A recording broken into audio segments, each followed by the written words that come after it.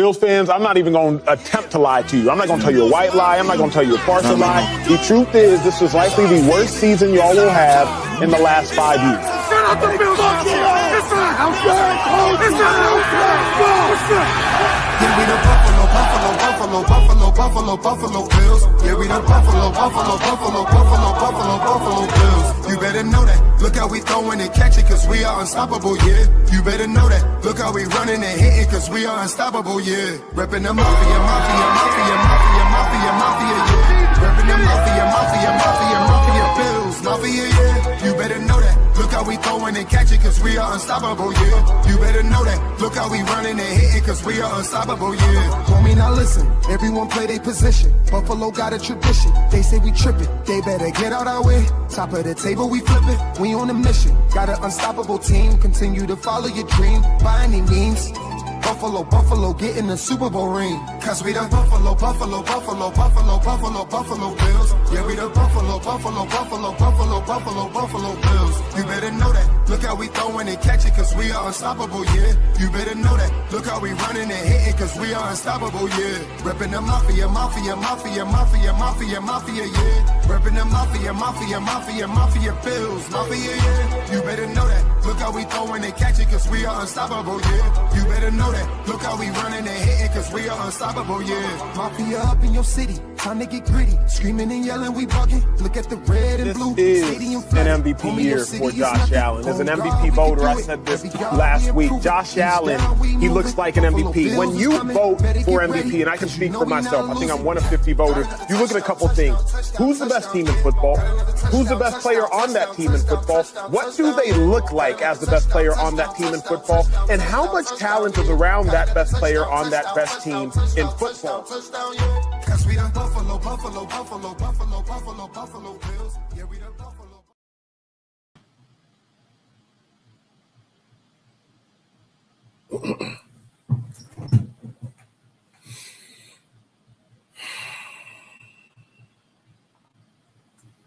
Good evening. Welcome to another episode, Coast to Coast, by way of New Champions. I'm your host, Little 2K.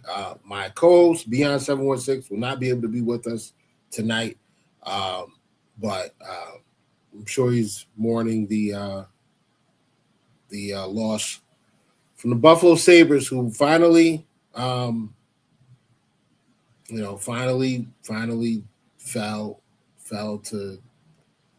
fell to the Canadians. They season ended, unfortunately, but it was a great run. I'm not really a hockey dude, to be honest. Like, very, very casually watch hockey, especially in the playoffs. But heck of a run from the Sabres. They were able to end that playoff drought, and now the team with the longest playoff drought in the four major sports in the country is the New York Jets, and that's the way it should be. I hope the Jets don't ever make the playoffs again. But anyway, today we're going to discuss OTAs, what's going on with the Bills right now. We got some injury updates to talk about. We've got some another set of power rankings to go through. We're going to go through. I realize I only gave y'all 9 last week. None of y'all said nothing, but it's fine. We're gonna go through. We're gonna go through number 10 all the way to number 20, and we also have a guest tonight from TikTok. He's a content creator for the Buffalo Bills. He hosts a podcast called. I don't want to screw this up, so make sure I got it correct. Buffalo Football Digest Live. I try to watch as many. I try to watch content creators that talk about the Bills, because I want to see different perspectives, and just I just would like to see where I try to check my own fandom and say, maybe I'm viewing this wrong. How is the Bills community viewing things? So I try to take in, a little bit of everybody, even guys even content creators that are not like covering the Bills. I just try to pay attention to football and football content, and I don't want to say give everybody a fair shot because who am I, but I feel like if you're not learning anymore, you're not growing. So I always think there's an opportunity to learn from someone else, and sometimes I learn some things that I didn't know. Sometimes I learn the person that's talking doesn't know what they're talking about. That's not the case here. I wouldn't bring this person on if he didn't know what he was talking about. He is a Buffalonian. He is a son of the area, Buffalo Bills fan through and through.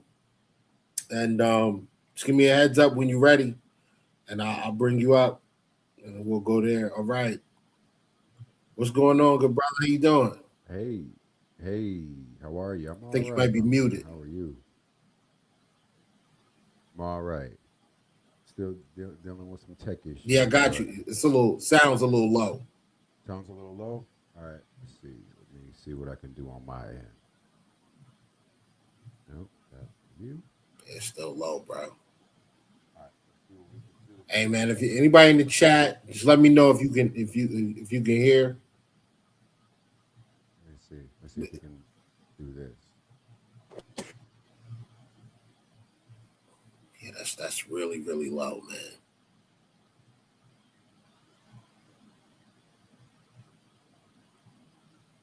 All right, we having a little technical difficulties. That's fine, but you want to drop down and I'll bring you back up? Did that help a little bit? Yeah, it's still low, brother. Still a little low? Yeah, it's still low. Let's just get the maximum amount of sound that we can get. Whatever Right. whatever boost you got, bro. All right, we might just have to do it. We might just have to do it old school. There it is, yeah.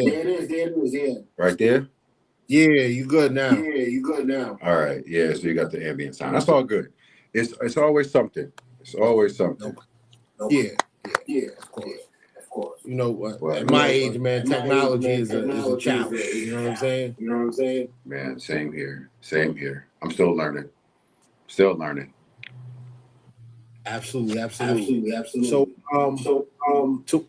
So we'll start off with what's going on. Buffalo Bills, one of I believe 10 teams that have a brand new coach, so they were able to get like a week early start on OTAs. Basically everything for the Buffalo Bills, because they have a brand new head coach, they start about a week early compared to the other teams. So you finally get an opportunity to see the rookies and the roster all report and yeah, man, like you get your first looks at guys like you get your first look IGB, Davison Ignosin. Yeah, he does have the echo. I know. Yeah, let me mute that. Hold on, let me mute him for a little bit. I gotta mute you for a second. Let me just run through a couple of things. All right.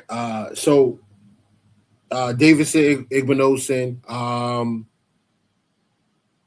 Who else? Does he have headphones?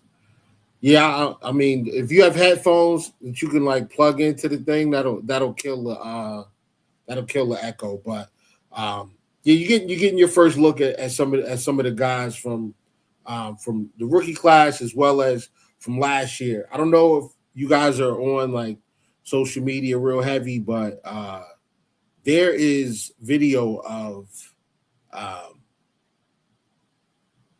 defensive lineman Michael Hoyt running like sprints. He's 6.5 months outside of surgery for a torn ACL. That's pretty impressive at his size. His being able to sprint and run at that speed. Now, obviously, listen, with the ACL, it's not just about. Or did he pop? I think he popped his Achilles. I think it was an Achilles. It's Achilles. So being able to start and stop, that's what it is. Like, you can, with the Achilles, once the surgery's over, once you healed up, you can go straight. It's stopping and turning is being able to stop and change direction. We haven't seen any of that yet, so we're still waiting on that when it comes to Michael Hoyt. Another defensive lineman who was really like a lot of question marks surrounding this player. Last year's third-round selection, Landon Jackson out of the University of Arkansas. It looks like he ate a couple of wide receivers over the offseason because dude is absolutely jacked. He looks like he put on about 25 pounds. And that to me lets me we already talked about this on the pod. We talked about him moving inside to the 4-eye position. That weight being added to where he, to his frame, that kind of just lets me know that's exactly what they're going to do.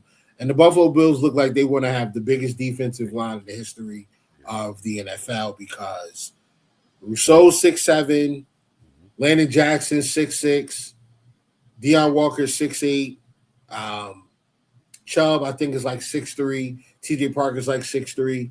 I mean, we got a couple of shrimps with Zane Duran and Ed Oliver, but I mean, TJ Parker's 6'3", these guys, it's a very, very big group. Fidarian Mathis, I believe, is 6'2".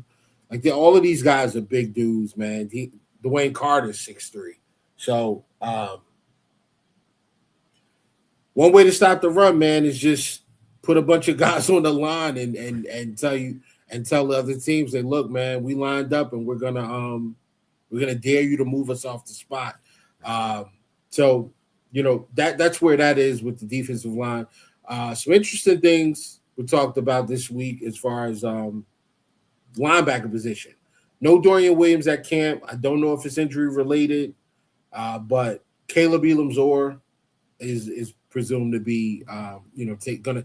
I mean, if they were gonna get first team reps, he's getting first team reps right now. Terrell Bernard, they talked to him a little bit, and they asked him what's the difference between last year, your responsibilities in the old defense, and now what is it now? Like, what do you expect it to be?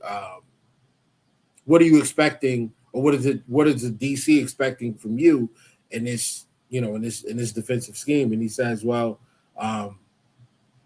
one thing he said that kind of stuck out to me was just being responsible for one guy, being able to, chase and being able to be responsible and lock in on one guy. That tells me that the Bills are going to be running a lot more man coverage. And that means if you're running man coverage, you're probably sending an extra guy. So that tells me we're probably going to be sending 5 guys consistently at the quarterback, which, I mean, to me, I'm good with it. You know what I'm saying? Yes. I would prefer that we be more aggressive, and some of that aggression can be some of that aggression you can get from listening to Joe Brady speak. And they said when Joe Brady's talking, he says, this is a tough schedule. We got some quality opponents. However, put the ball in the field, like they got to play us. It's not going to be the other way around. That stuck out to me. When he got interviewed, he said, yeah, they have to play us, and it's not going to feel like the other way around. That tells me we are taking the fight directly to some of these teams.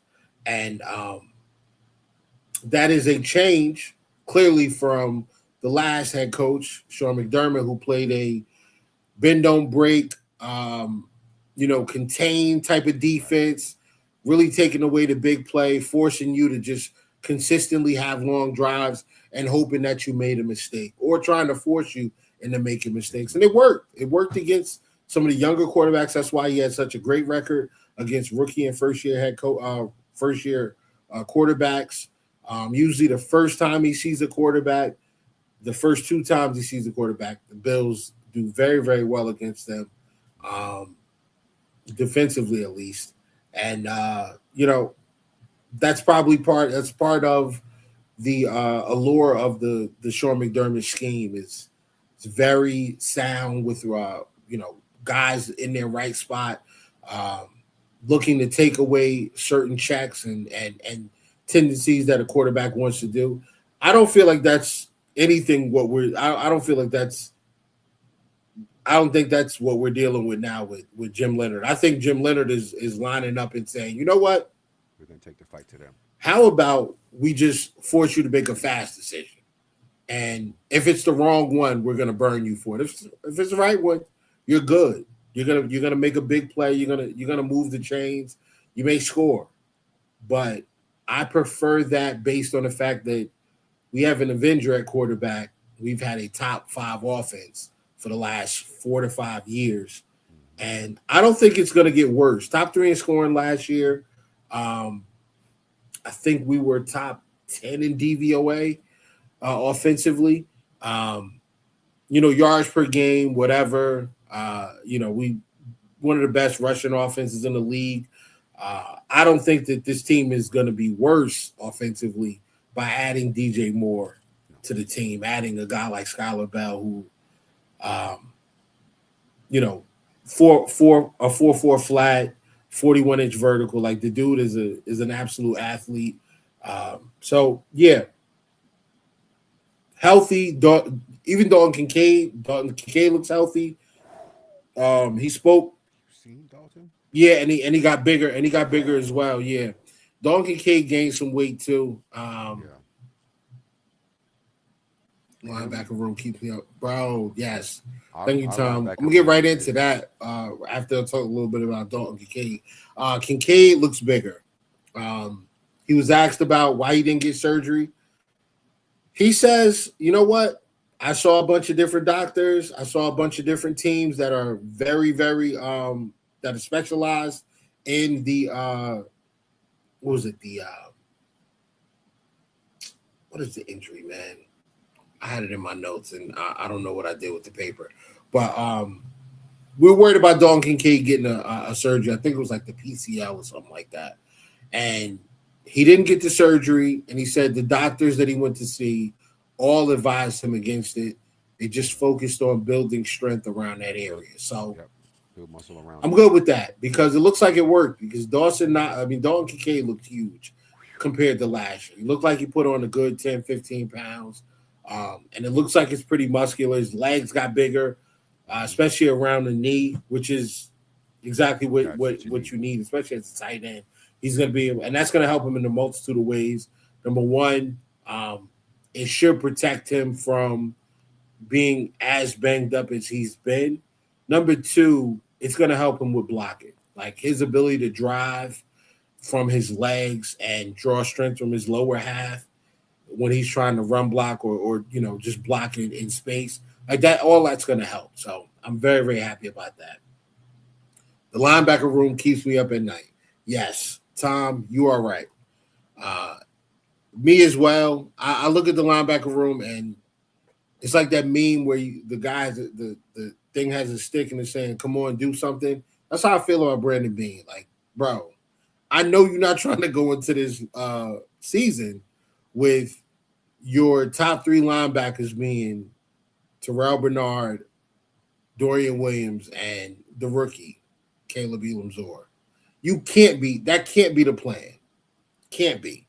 Because based on the injury history of Terrell Bernard, he misses games all the time. Yes. I don't want to be in a situation where we are going through a stretch of games and have to depend on Caleb Elam-Zor and Dorian Williams to cover and be sound in zone drops, make plays, take the ball away in coverage. I would not be happy with that. There are still veterans available.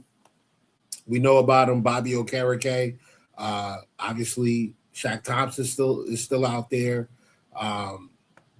Matt Milano's still out there. Jermaine Pratt, he's still out there. Like, there are guys that are still out there. We can go and get somebody. Maybe it's just a situation where the veterans just don't feel like showing up to OTAs, so why sign right now? Doesn't matter. What's good, big dog? What's going on, brother? Dog, man, you didn't tell me last week, man. I only gave y'all 9, brother. Only gave y'all 9. Why gain weight, though? Okay, let me get to that. Why gain weight, though? Put more weight on the injury. We didn't know. No, that's not it. It's not really putting weight on it. I think it's more about it's providing strength, or like you're strengthening the area, so there's not as much movement. Like the legs need to be bigger. We just lost our guest, but we'll get him back. There he is. Biggs back. All right, let's bring him back. There we go. All right, Biggs, man, jump in, man. Come on, you can come off mute, bro. We're just trying to see if How we at? How we now? Oh no, it's back. The echo is back. It's probably because I've got my mic on and all of that stuff going on this side. But since I'm just doing straight wires, old school wires, we can just turn all that off and just get right to it this way. Nah, I can barely hear you, brother. It's the So let's try this. Let's try this. Can you take the headphones out? Because we heard you better when you had the headphones off. But if you're not speaking, can you just mute the mic? And then we'll go with that. So now, how's that? We just straight. Yes, good. Me now? That's good? Yep. Yeah. Great. And we don't have the echo. The echo's gone. All right, perfect. Great. Oh, the echo's back. All right. All right. I didn't touch nothing on my end. No. Yeah, it's not. It's because it's coming. What's happening is it's coming through your speaker, and then your it's coming through your speaker and the voice. Because I can't hear you. You if I don't can't have my hear monitor me? on, I can't hear you. Okay. So let's just do straight phone.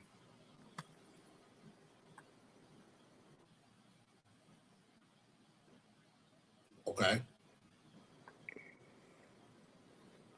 How's that? Straight phone. This is just straight old school phone. Okay. All right. I got you now.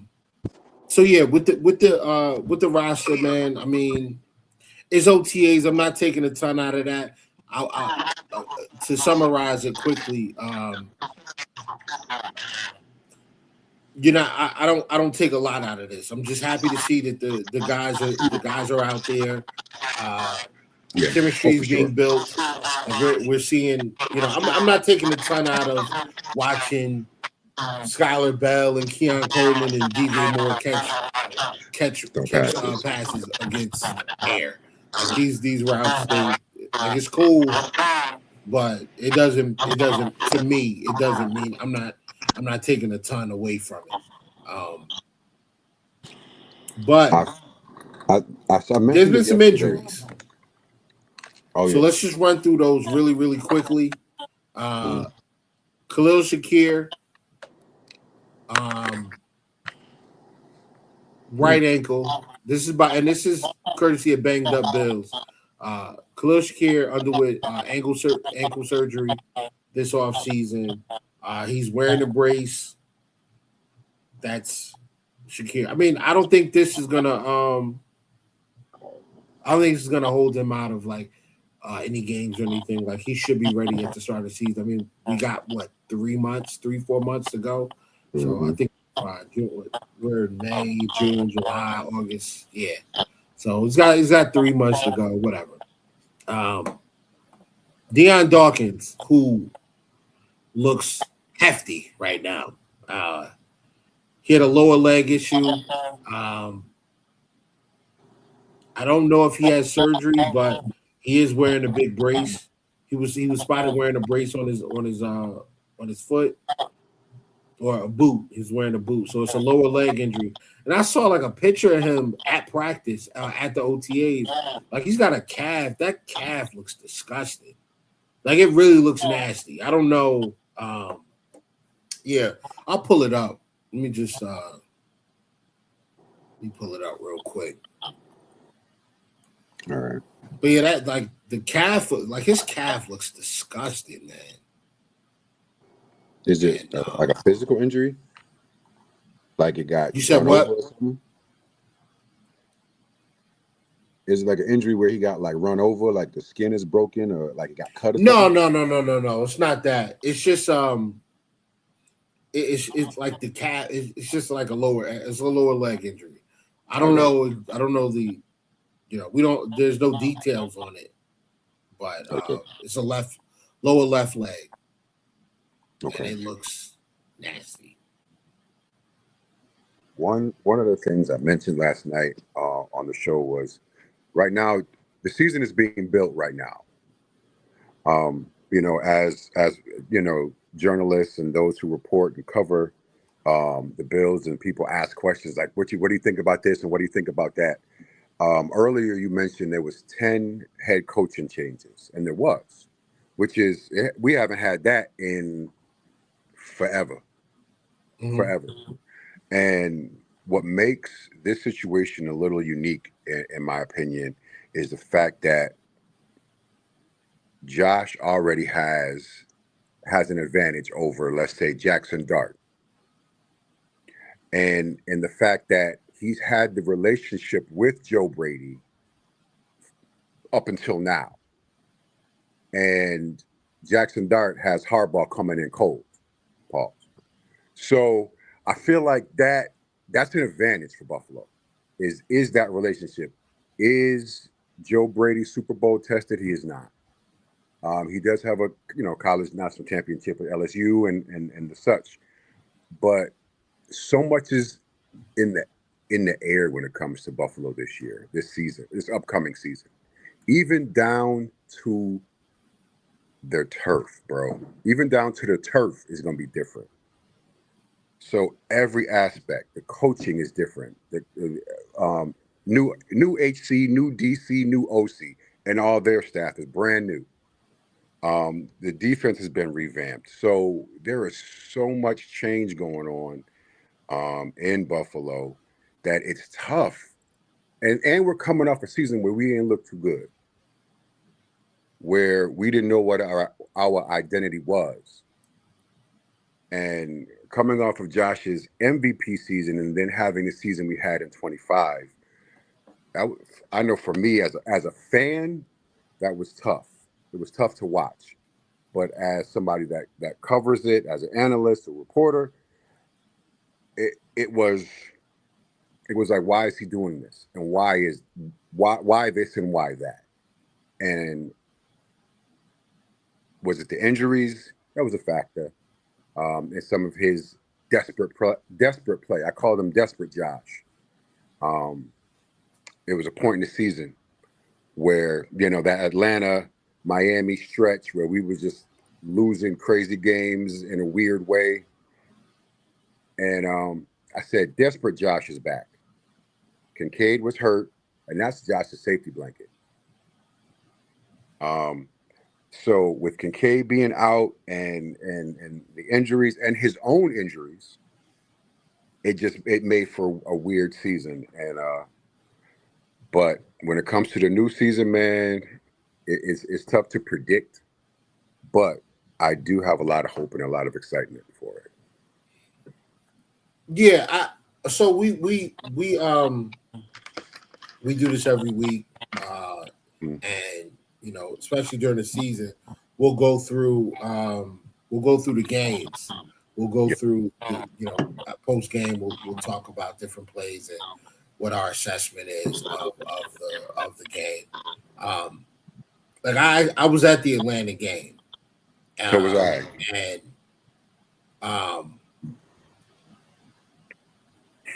my assessment from the stands was the same thing I saw when I went back and watched the game over again. Yeah. I just thought Josh was trying too hard to do more than what was available. Like sometimes you have to know your enemy as well and know yourself. You have to understand that the moment that Joshua Palmer went out, this deep third of the field was pretty much not happening. It's like that deep third area, that deep part of the field, it's not available anymore. So at first I was upset with Brady from being in the stadium, like watching the game there. I'm like upset with Brady. But then I went back and actually watched the game, play after play after play, and I'm just looking. I'm like, Josh is just refusing to take what's available. Like he's waving off the first open option, looking for something bigger downfield. And I think we get into that. I think that happens a lot I think that has happened last year a lot with Josh was because I want to say there's a lack of trust. There was a lack of trust on the defensive side with the defense, and lack of trust with the ability to And who was available to him on points on offense. the board consistently, which is weird to me because like we score a lot of points. The Bills do score, but I just feel like sometimes Josh, we get in these games and Josh is chasing points. He's chasing plays from a prior series, a prior, a play or whatever. Like he's just chasing an old result, and it ended up getting him into trouble. And All the time. it was a couple of games like that. We have gotten too used to playing from behind. We've gotten too used to playing from behind the sticks because of penalties, or poor plays or whatever like that. Penalties were huge. You could count on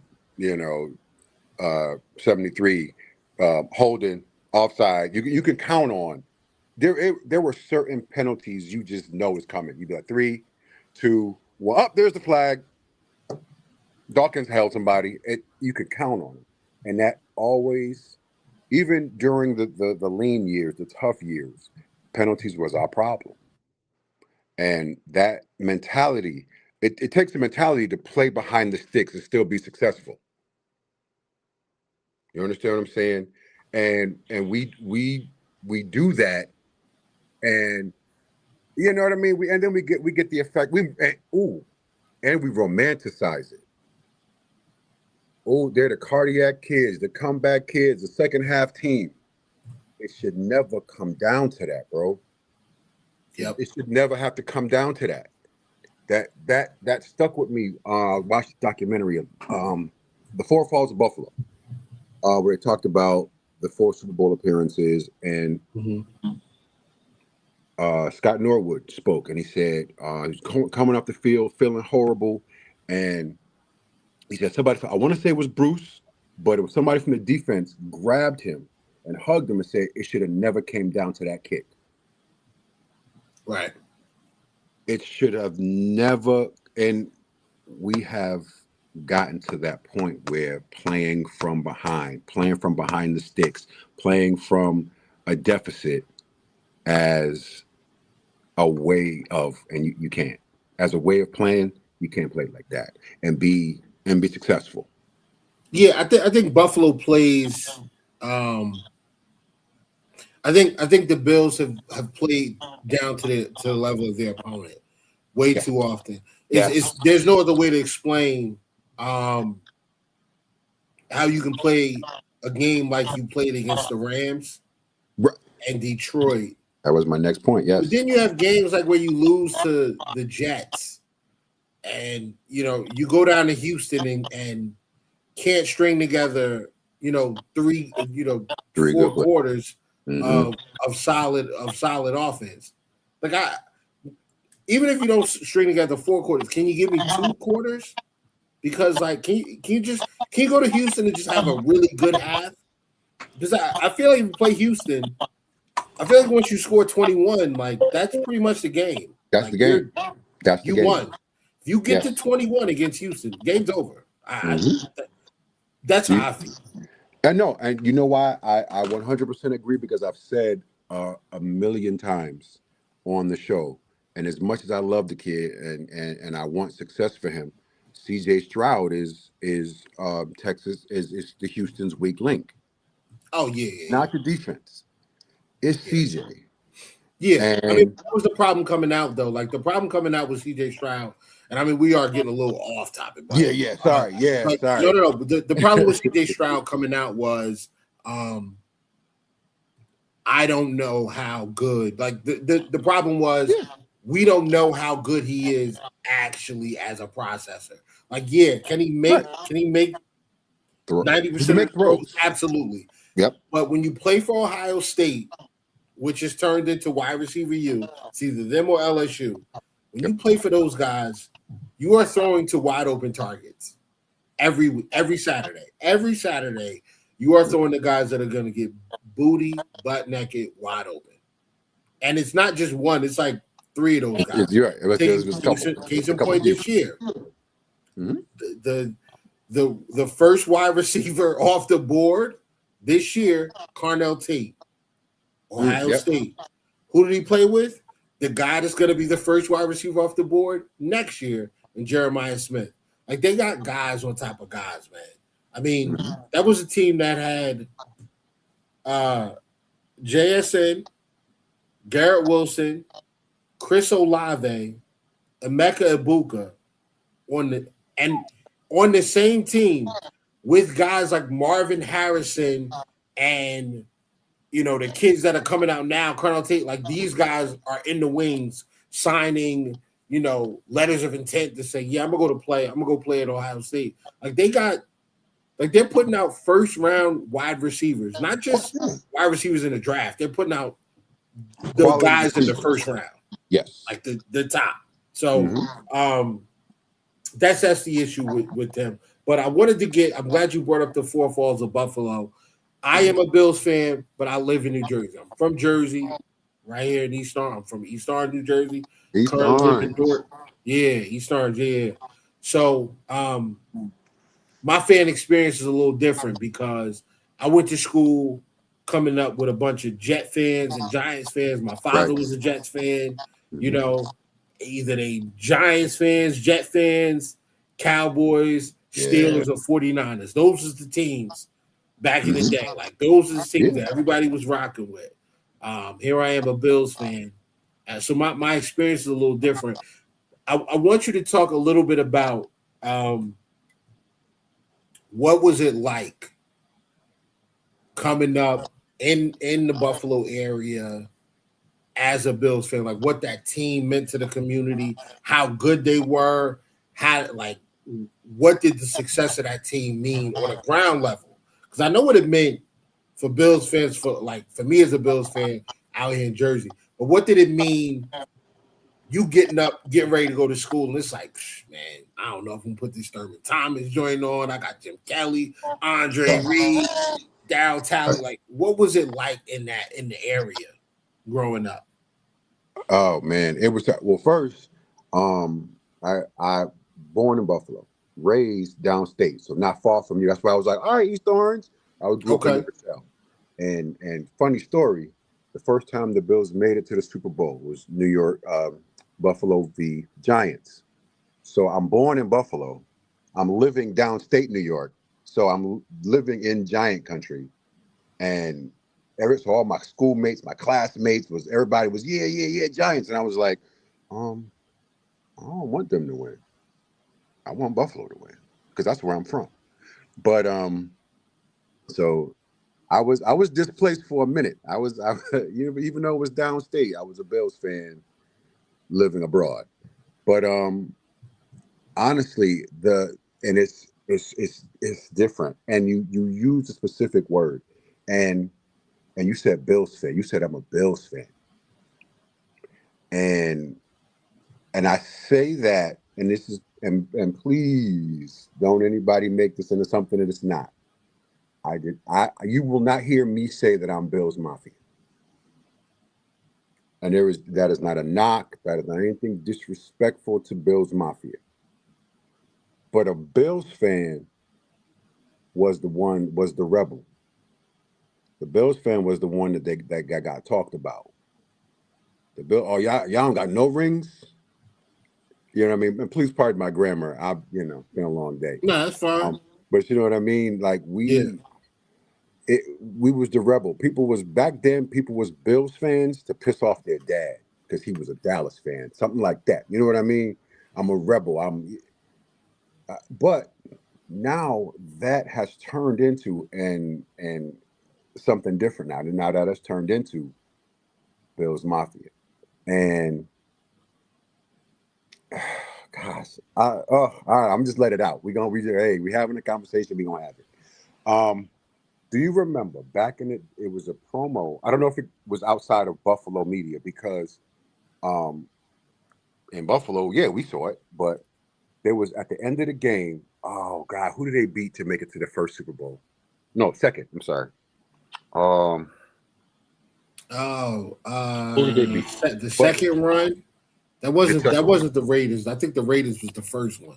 The first, yeah. Oh, and that's a beautiful story, by the way. But I digress from that point. There was a banner that got held up at the end of the game. It was shown on NBC. I'll never forget it as a kid. And it says, "We are back. Deal with it, America."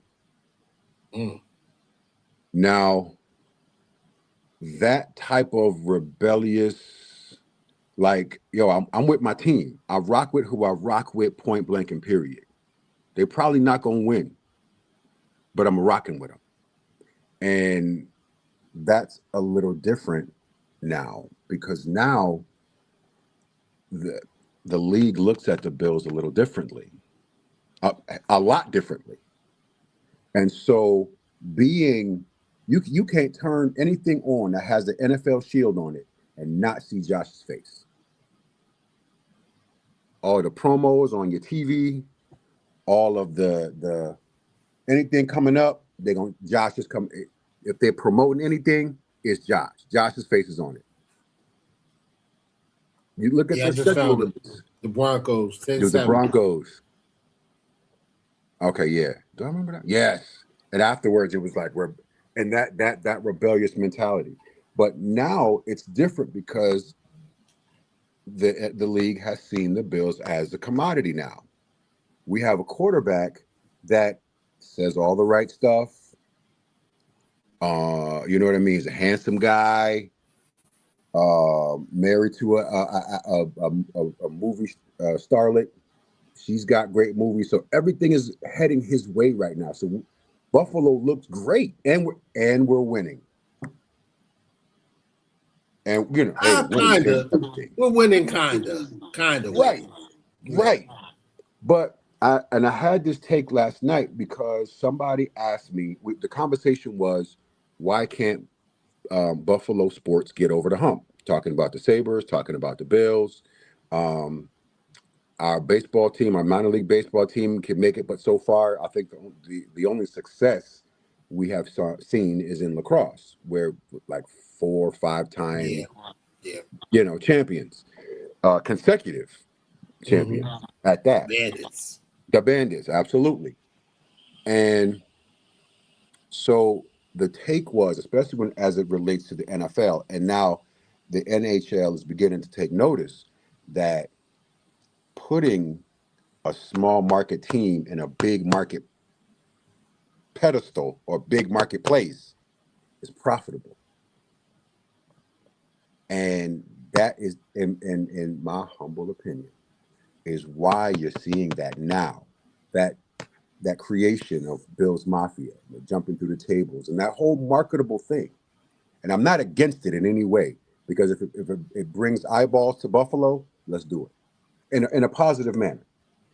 If it's going to bring eyeballs to Buffalo, let's do it. If it's going to bring, even though our petition for the 27 draft got denied, Minnesota got it. So Minnesota got the draft, but Buffalo petitioned to get the draft to come here for that 27. So things like that. The NHL draft will be here next month. Well, next month is like a week away. So there are big things, and Buffalo will be in the national spotlight, and it's profitable. So I'm not mad at it, but I see it. I see it. Yeah, but part of that is the Bills having to do their job as well. Like, for sure, Sean McDermott, for all the bad that we can point to, 13 seconds, et cetera. He basically took a lot of players that were throwaways in 2017 and coached his team to the playoffs.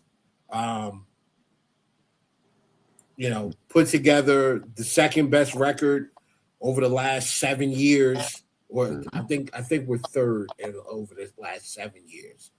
Over the last 7 years, I think we're second or third between, it's like the Bills, the winningest record, Chiefs, and I think the Ravens are like right there as well. So all of that's the credit goes the NFL is noticing how Buffalo is, I guess, the appeal of Buffalo, yes, the or the marketability. appeal Yeah, of the Bills at this point. But sure, what that has to do with the success on the field more so than for sure. whatever, because the table jumping didn't just start. Like, they was doing the tables, during the drought. Like, the drought is when all of that stuff really popped off, That right. because you get into the game, and pretty much, and this is just me repeating what some of my buddies up there that grew up in the area, Dale and David and those guys, like, that were running around during that time up that way. Oh yeah, This is what they did, because, like, you knew you were probably going to lose, right? yeah. Like, you're looking at you're looking at a 5, 6, 7, 8 win team every year. So let's go get drunk and jump through tables. Cool. Let's have as much fun. You see, Yes. as much fun as we can right now prior to the game, tailgating, and let's do all of that, because we're probably going to be sad later. Oh, bro, we lose it. Go ahead. We're probably going to be sad later, but there is still a passion. Bro, we just lost your sound. Again, what's going on? What's happening? There All is right, you back now. You back back? now. All right. There is still a unique passion. Like I said, Sabres lost a couple nights ago, and the city is still like, yo, go Sabres. You know what I mean? There is still a passion for our Buffalo teams, win or lose. We gonna rock with it. You mentioned earlier, we talked about Atlanta. We were both in Atlanta. That for the Bills game, and it was a unique experience for me, because one, I've been around the league. I've been in different stadiums. I've worked for the league for a while, for a long time. So I've been in stadiums. I've been in NFL stadiums. But that was my first time as a fan. And hey, I'm just gonna say it again. As a black fan, it's different. It's different. I mean, the reality of it is the reality of it. You know what I mean? And Buffalo is not, it's not a lot of us in Buffalo. Right. It is, but it ain't. It ain't a lot of folks, period, in Buffalo. Period. I think we're like 200, 300,000 at this point. But for for me, us, you were in Atlanta. So you saw the section where they had I learned later it was called the bird's nest, or the crow, or the whatever it's called. I don't know. But they were dressed in all white, and Big Tigger was narrating it was like I'm like, yo, I didn't know that this type of experience could be had. You know what I mean? Because my experience in Buffalo as a black fan in a predominantly white market was different. You understand what I'm saying? They not the halftime concert was Jeezy. Yep. Riding through in the what was that? It was riding through in the convertible. Yeah. Yes. Yep. And that the music in between the plays, it was it was a different football experience than what I have been used to. Right. Well, you got to know your audience. You know. Oh, for sure. Yeah. But they nailed it. They nailed it. But I mean, everybody felt included. From the perspective of the majority in Buffalo, I think the Buffalo Bills do a good job of nailing it as well. Like, the first time I ever heard Mr. Brightside was at a Bills game. I don't listen to that. You know what I'm saying? Right. But to be fair, it's part of the culture of the Bills fan base. Like, it's part of our culture right now, because a couple of our tight ends who we love introduced it, and now it's something that the team and the team and the fans can share together. Mm-hmm. It just kind of is like, it's part of knowing who your audience is. Like I was talking about when we open the stadium, who's going to perform at halftime on Twitter with some guys, and I threw it out there. I said, "Hey man, you know what? Let's get Griselda, let's get Benny the Butcher and those guys to go out there." And all of the Bills fans from the area were like, "Now they ain't letting Benny and them boys do nothing at halftime." But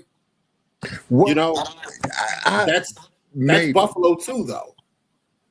Right. I didn't know if he was going there, but yes, it is. And there is a song Benny did work with the Bills. They do have an official song with Benny. Yeah, the Bills Mafia. Yeah, they'll bring it around. And then they had actually one of my nieces won an Emmy. Jillian, she narrated and she wrote the poetry for a promo that the Bills did. Okay. That wound up winning an Emmy award. And she goes around and she speaks to the youth and does poetry, and she's an Emmy award winning, and that was through her collaboration with the Buffalo Bills. So do they help out the community? They do. Are they involved in the Buffalo community? Yes, they are. It's just that on Sunday, our fan experience is a little different. Not bad. It's not bad. It's just a little different. And so, but yes, to return back to the subject matter, we were talking about tailgating. Yes, we're gonna act a fool. We're gonna go out there. We're gonna drink and we're gonna act a fool, because later on we might be sad. We don't know what's gonna happen. We don't know what's gonna happen on the field. So before we go in there, let's get right, and then from that, Bills Mafia was born. Right, and now we transition to 2017. Obviously, Tyrod Taylor's a quarterback. Taylor, yes, sir. Sean McDermott's first year head coach.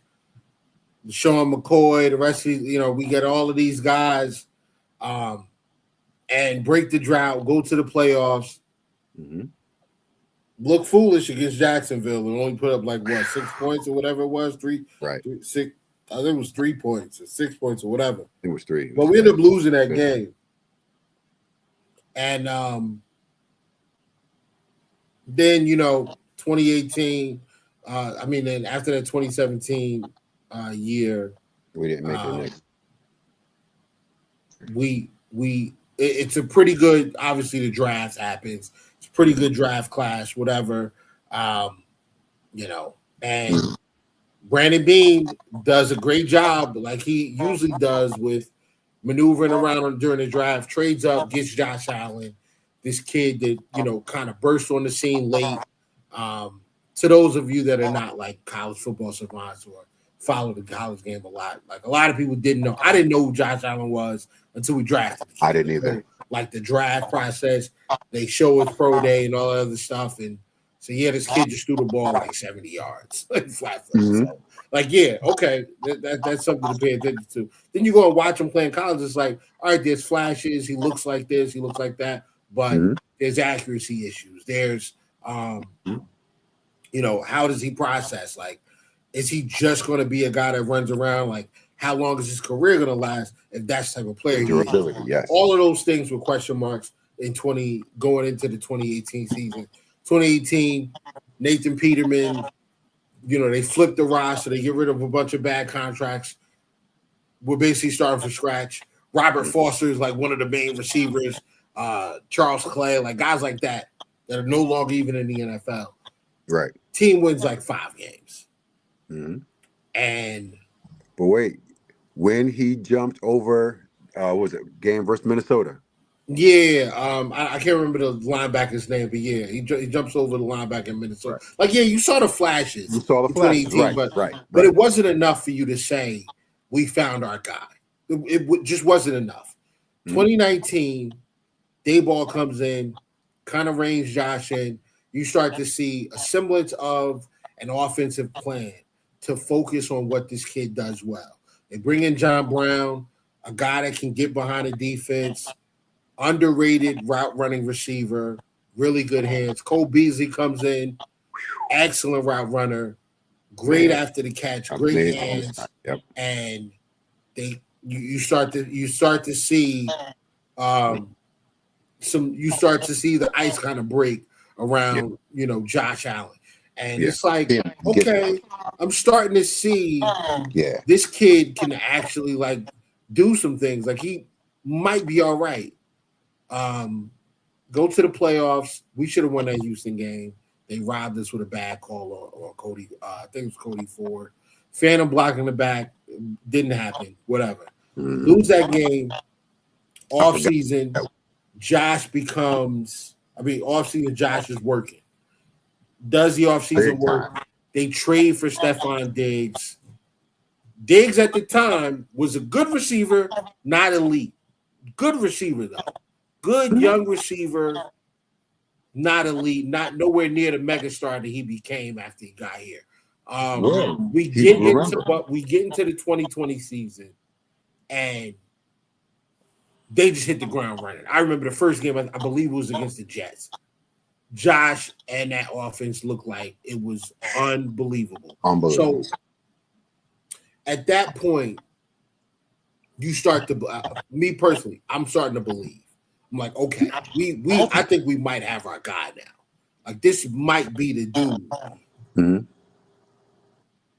Were you in the Buffalo area at that time? I was. Okay. Absolutely. So can you walk me through the buzz around the Bills? Like, I know COVID's going on. I know it's a really weird time in the country, but like, it's still Buffalo and it's still Bills football. Oh, for sure. Walk me through like the consensus or the fever around Josh Allen and the team during that time. It was optimism. The city was optimistic, but cautiously optimistic, because again, we had seen flashes of brilliance from other quarterbacks. Not much, but other. I'm not even going to say other quarterbacks. We saw flashes of brilliance from other iterations of the Bills. Right. It's like, okay, we might do something. We didn't. And I forgot all about that phantom block in the back where we lost to the Texans. Because we were talking about, again, last night, I just want a playoff game to be decided by the 22 men on the field, and not a call, not a ref, not a flag that should have been thrown or wasn't thrown. I just want a game that is decided by the gameplay on the field, period. I don't want the Denver thing that happened this year, and then what was before that? 14 seconds, and then what was before that? Did Josh get the first down or not? I just want a regular playoff game where it's decided by the 22 men on the field. You understand what I'm saying? Just us versus them, and the winner walked out with the win. And it always comes down to no goal or 14 seconds or wide right. The Music City Miracle, in fact. You know what I mean? So, but to get to your point, it was optimism. We were very optimistic. And I would say things like, yo, this kid is good. Once we get past his accuracy issues, this kid is really good. And hurdling over receivers and well, not receivers, I'm sorry, hurdling over defensive ends and linemen and backers, and the amazing things that he would do. Having a scrambling quarterback. And if you remember, it was time, man, Russell Wilson was playing it. He was running, a smart runner. You had Patrick Mahomes was coming into his own, and he had that historic rookie season. And so you've got these scrambling quarterbacks, and of course you got Lamar. So we're like, wait, we have we have a commodity here. You have this crop of scrambling quarterbacks, smart running quarterbacks, and we got one. So it was like, oh shoot, we might be able to do something, and then you began to see success. They started stringing victories together. Then we took the division. You know what I mean? Now we having hat and t-shirt games where it's like, oh shoot, if we win, we're the division champs now. And that's something we hadn't seen since Jim Kelly. Yeah, but that was kind of a foregone conclusion, like the way the 2020 season was going, and the fact that Brady was like no longer with the Patriots anymore. Yeah, I kind of expected the Bills to take that next step. Like the ghost of Cam Newton was the quarterback in the Patriots. So I mean at that point, like when the offseason happened and Brady left to go to Tampa Bay, I just expected Buffalo to be take up. Like I expected us to win the division, but I just didn't expect us. I expected us to win that division because we'd been in the playoffs the year prior. Mm-hmm. I just didn't expect. What did we go like? What did we win like 13 games? I think we were 13-3 that year. Yeah. And I mean, one of the best off. Like Josh was amazing. Like third in the year. Third. The defense was third. Yeah. Josh was. I mean, I think he had like 4,300 yards or something like that. Threw for 30. I think 35 touchdowns, 38 touchdowns, something ridiculous like that. Only 10 interceptions. Ran for a bunch of yards. Ran for a bunch of touchdowns. 4,040 yards, 4,000 passing yards, and 40 total touchdowns. That was the first year he did it, and he would go on to do that for the next 4 years after right, that. Consecutive, correct. Yeah. Mind you, the only player in history to do that. So, For sure. And that was the part where and what you just mentioned during that time period, these things are emerging, and we're like, yo, and he plays for Buffalo. Like you understand what I'm saying? Like, yo, he's here. He plays for us. He plays for Buffalo. And so that optimism, like, wait, wow. But then we got to the point where all right, we won. We won the division again. Division champs again, division champs again, division champs again. Now we're 3-4. And now we're stringing them together now. And I'm just gonna be honest. Sometimes you get used to something that you're not entitled to. And I feel like there was a point in the season where we was like, we'll get the division, don't worry. You think so? Division last year. You think that was the case this year? I believe there was a period because there were. Well, you have a show, so you kind of with the show with the comments, you hear where the people are at, kind of where they. Oh, okay, well, you see where they are. And I had one particular show, and the commenter, I'm not going to say their name anyway, but the commenter was kind of like entitled. Why are we not doing this? And why are we not doing it? It was kind of, why are we not winning? Yeah. Why are we not at the top of the division? And that happens. That happens.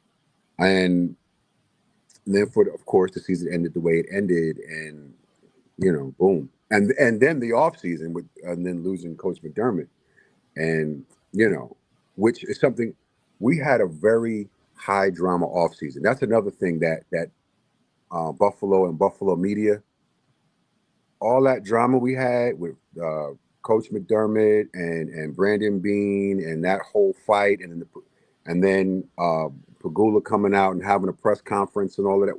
We don't do that here.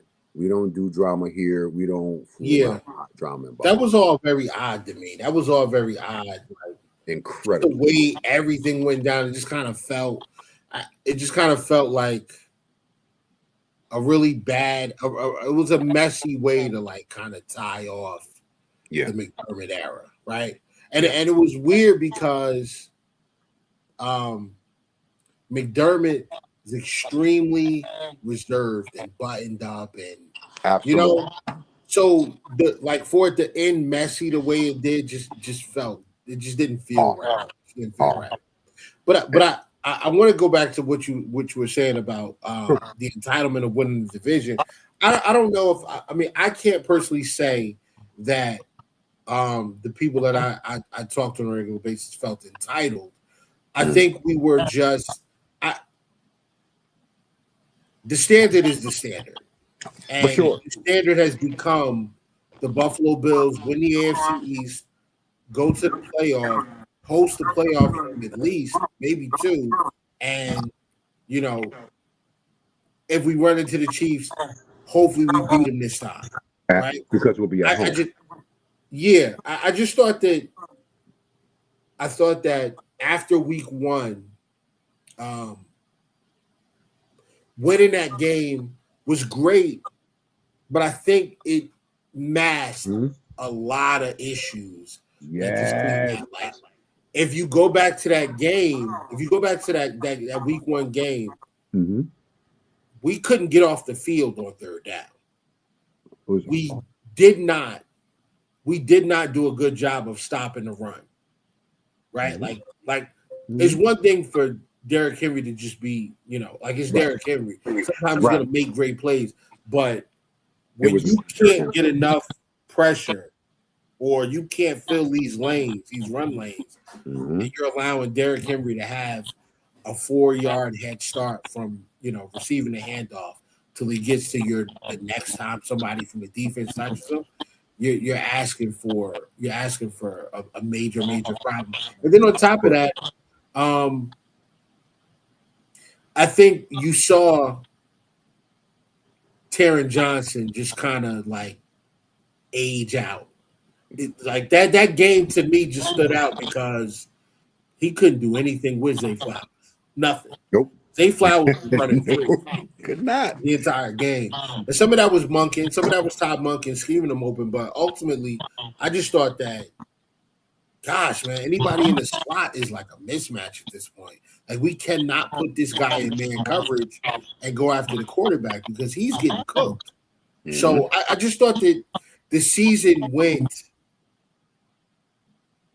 the way week one went. Like, I don't see it, but I know these guys are gonna. I know they're gonna make a play. I don't see it happening, but I know they're gonna do it.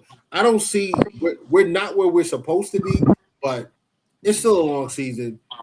We'll catch the Patriots, but the Patriots kept winning, and they kept winning, and did not stop. I think the first time I came to grips with we're probably not going to win this division was the loss to Miami. And when we lost to Miami, that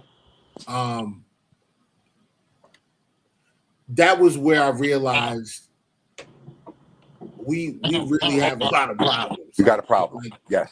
Yeah, we got some issues that I don't think can be fixed with in-game adjustments. Like, I thought it was a mentality problem with Josh Allen and I think James Cook can be pretty cavalier with the football because he's so explosive and dynamic. I think him reaching the ball out. Yeah, sometimes he just doesn't prioritize ball security as much as making the next guy miss. Which, I mean, I get it, and when it works, it he scores.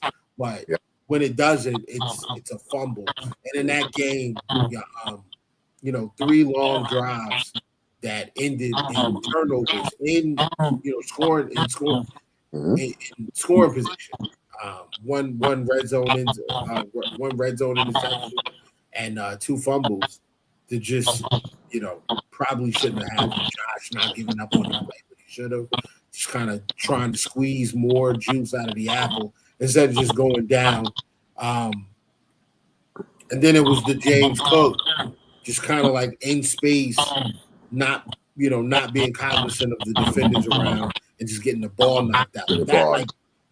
That was for me, the problem was we are doing too much to overcompensate for other areas that lack. Like, the ability on third down to get off the field.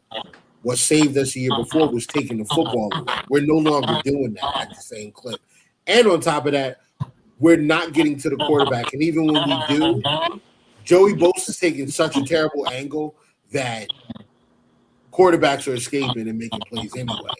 So I just thought that we did. I thought that Josh and James Cook were doing too much to try to compensate for the issues on the defense side of the football. Absolutely. And I mentioned that before, Desperate Josh.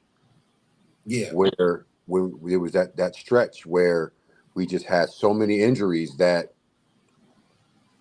Josh felt like. And I'm going to be honest, as Bills fans, we have to get away from the Josh will fix it mentality. We got to get away from that. I swear to goodness, if I ever meet Tony Romo in person, it might have to go down. Because I want him to stop saying he's going to put on his cape and he's going to be Superman. You cannot. Look at Sam Darnold. Look at last year's team. The team that won the Super Bowl last year. That was a complete team. Nobody's saying, yo, Sam Darnold will fix it. Have you ever heard those words? No, but you didn't need to because, they were really healthy too. But I think that's been the issue. So with McDermott's defense, everybody has to do their 111. And the scheme is created around everybody's 111. So if I'm going up against the Chiefs, I know I got Benford. Benford's going to take Rashee Rice. That's it. I'm not doing anything else for Rashee Rice. Yeah, I may put a safety over top. I may tell Benford to give him about 5 yards of cushion, and throw a linebacker or a defensive end to in a underneath in a hook zone or whatever, or a flat zone. I may do that to try to make it a little harder to get him the football. But I'm not really too worried about that guy anymore because I got that's Christian Benford's assignment. We're good. Mm. You run into problems when you create schemes like that and then you lose those guys. Like when you lose Rousseau or you lose Ed Oliver or you lose Christian Benford, the entire scheme now needs to change. Falls around. Yeah. And I think that led into the draft that we had this year because every selection, absolutely, every selection, especially on the defensive side, to me just kind of mirrors another guy. We talked about this on this pod before. Every selection mirrors a guy that's already on the roster. So yes, I mentioned how we got this big defensive line. Landon Jackson, Gregory Rousseau. Are they the same player? No. They're built pretty similar, though. Yeah, tall, skinny. Really tall, long, physical, athletic guy who's going to be a chore to throw around. Zane Durant basically built the same as Ed Oliver. You're never going to find another Deion Walker. So that's not even, don't even. Right. But TJ Parker's got the same, really similar measurements to Bradley Chubb and so forth and so on. Like everybody that was picked kind of resembles a guy that's already there. And that tells you we trust what we're going to do on defense. We have to make sure the guys that are sitting behind the starters that we're building this scheme around, we have somebody that can come in and play the same way. Because we trust what we're doing. We just don't believe we've always had the guys readily available. So I lay that foundation to get to my next question for you. Is now that we're here, we've done the heartbreak, we've done the injuries, we've done the oh my God, I can't believe we lost this game this way. Josh has been so good, the defense is terrible. To Josh was terrible for the majority, in huge spots against the Broncos, and the defense, in my opinion, played well enough to win that game. Now that we're past that, we're going into a new building. We've got a new DC, new head coach. Josh is back. The roster looks like it's young. It's getting younger. It's getting faster. It's getting more athletic. I know the team is Super Bowl or bust because that's just what you are now when you have a top 5 quarterback and you've been hanging around the top of the conference. Realistically, where are you? Where are you at where this team is concerned this year and going forward? And the people that you talk to that are also Bills fans, where are they at?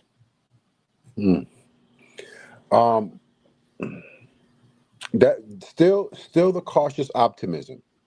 However, with the draft, I feel like the Bills were successful.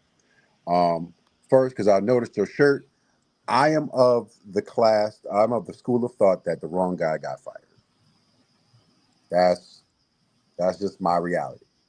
However, Brandon Beane is still here, and I admire what he did in Pittsburgh. I admire what he did with the draft. We had a show live from the draft, and somebody brought that up as far as why they keep trading out of the first round, why they not picking nobody, and I said because they have their eye on someone specific, and with that, so I am very happy with this with what they picked, and I'm excited to see what Jim Leonard does with what Brandon Beane brought in. So I'm excited to see that. Am I gonna say Super Bowl or bust? I'm not gonna say Super Bowl or bust, but I will say there is an expectation. Not Brandon Beane. I'm sorry. Coach Brady does not have a long leash. He does not have a whole bunch. As far as Bills fans go, he does not have that gap year. And this particular fan base has gotten used to the tradition of winning. And now we want to get over the hump now. And historically, when teams go through periods of transition, which happens every year, of course, but to the depth that we are experiencing it right now, from new head coach to new stadium, everything across the board is new. Everything. We're not even playing on the same fields last time. Last field is turf. This is natural grass. We're not even playing on the same field no more. So there is this optimism, and there is this, okay, I see what you're doing there. I like that. Okay. I like the depth that they're building. When you talked about the defense earlier. I love the depth that they're building. I used to say, when speaking about the old Patriots, they used to be plug and play. Edelman got hurt, cool. Danny Woodhead, put him right in. The play continues. And they had that quality on each level. Your ones, your twos, even to your threes, you're still getting quality. They're still putting quality on tape. And so building the depth that Brandon Beane has, that had, because last year a lot of it could be pointed at the injuries on defense, and just that the second man up not as good as the first. I can recall a couple of games where somebody got injured, and the first play, that very next play, they scored because they went after the dude that just brought in. Yeah, 2 touchdowns in the divisional against Denver. Darnell Savage got cooked, and Dane Jackson got cooked. Like immediately, the first play, as soon as them guys got on the field, they immediately got cooked. But this is where, and I'm going to bring this comment up. Oh, my bad, I muted everybody. Y'all, it's the first time head coach. Please don't put Super Bowl or bust on him. He is 100% going to at least cost us a game or two with bad challenges to timeouts and scoring pains. Albert, I appreciate you coming through always. Nah, bro. Remember Joe ran a 10-yard fade ball, Ty Johnson on 4th and long, and run screens on long yardage situations. He will mess up a lot, and that's fine. Yes, it is in the regular season. It is. But unfortunately for Joe Brady, he's a new head coach, but he ain't new here. Like he knew what the expectation was when he took the job. So I can't give him the pass, dog. Like I can't give him a long leash for a number of reasons. Number one, you've been here. Like this is not a new situation for you. It's a new job title. It's not a new situation for you. I was in the military for a number of years, retired, and when you get promoted, you are expected to perform. Yes, there's some growing pains. You're supposed to learn, and you're going to make mistakes early. But the turnaround on expectation is quick. Like, once you get them stripes and you become an NCO, you become a sergeant, you're in charge of you have a team or you have a squad or whatever it is, you are in charge of those people.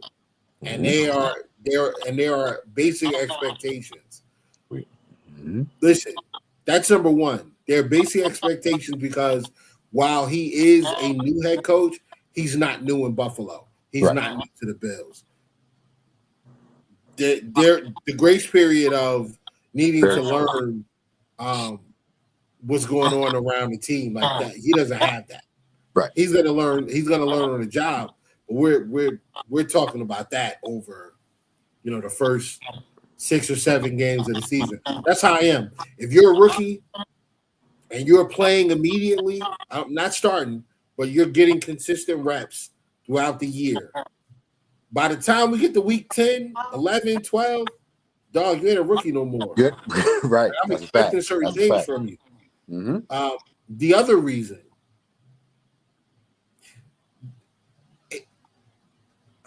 it's you don't. Father Time is undefeated.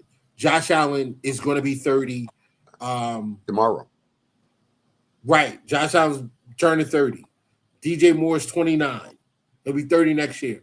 We don't have a ton of time. Deion Dawkins is already in his 30s. We ain't got the time for all that, bro. I'm sorry. Like, we have a finite amount of time with this quarterback.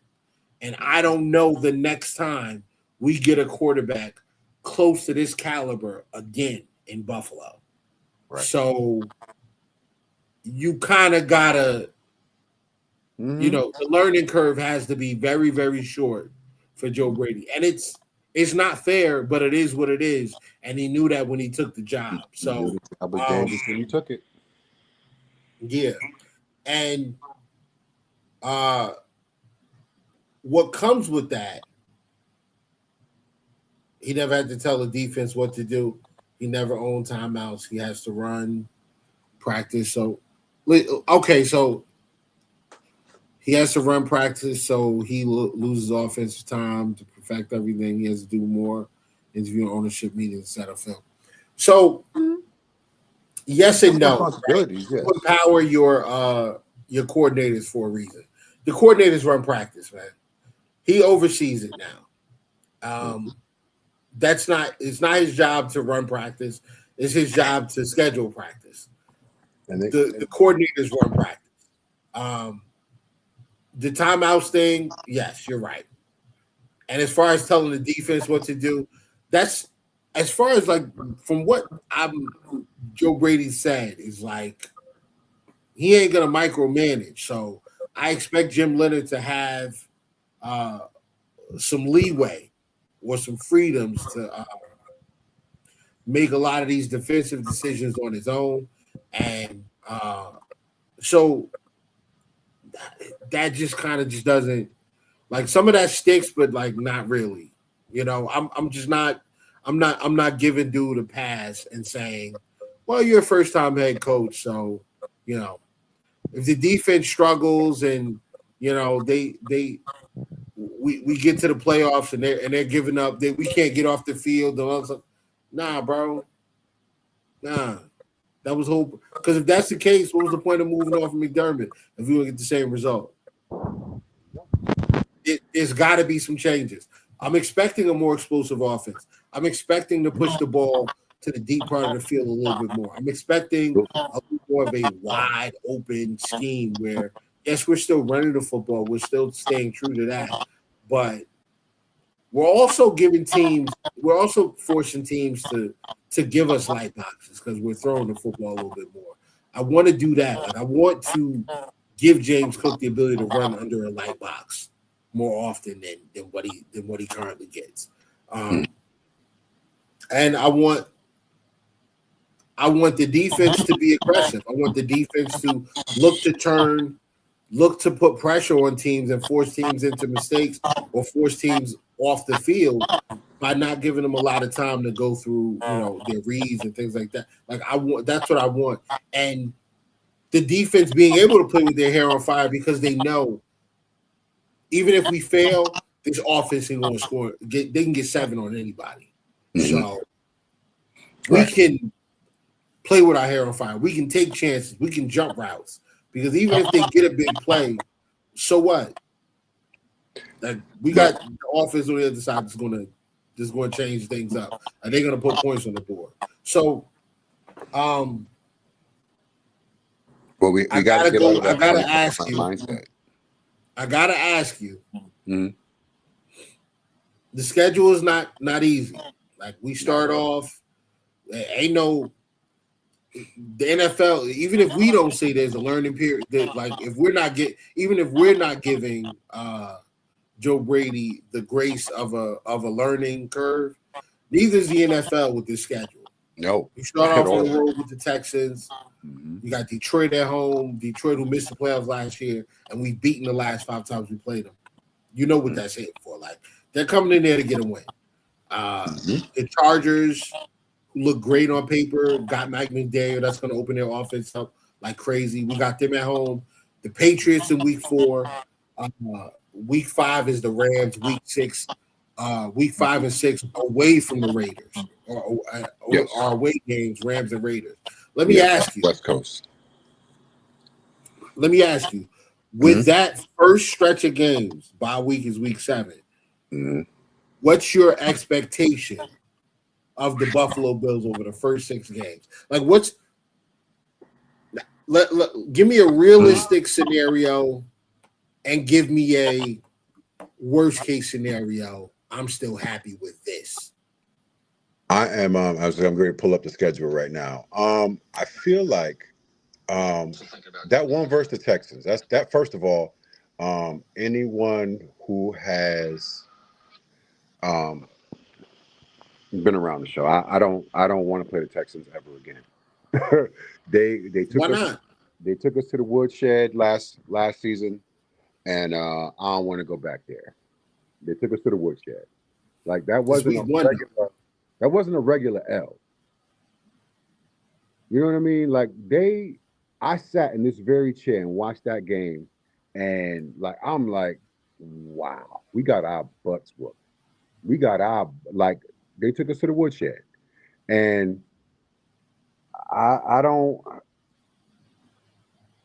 that's just not a team I want to play. However,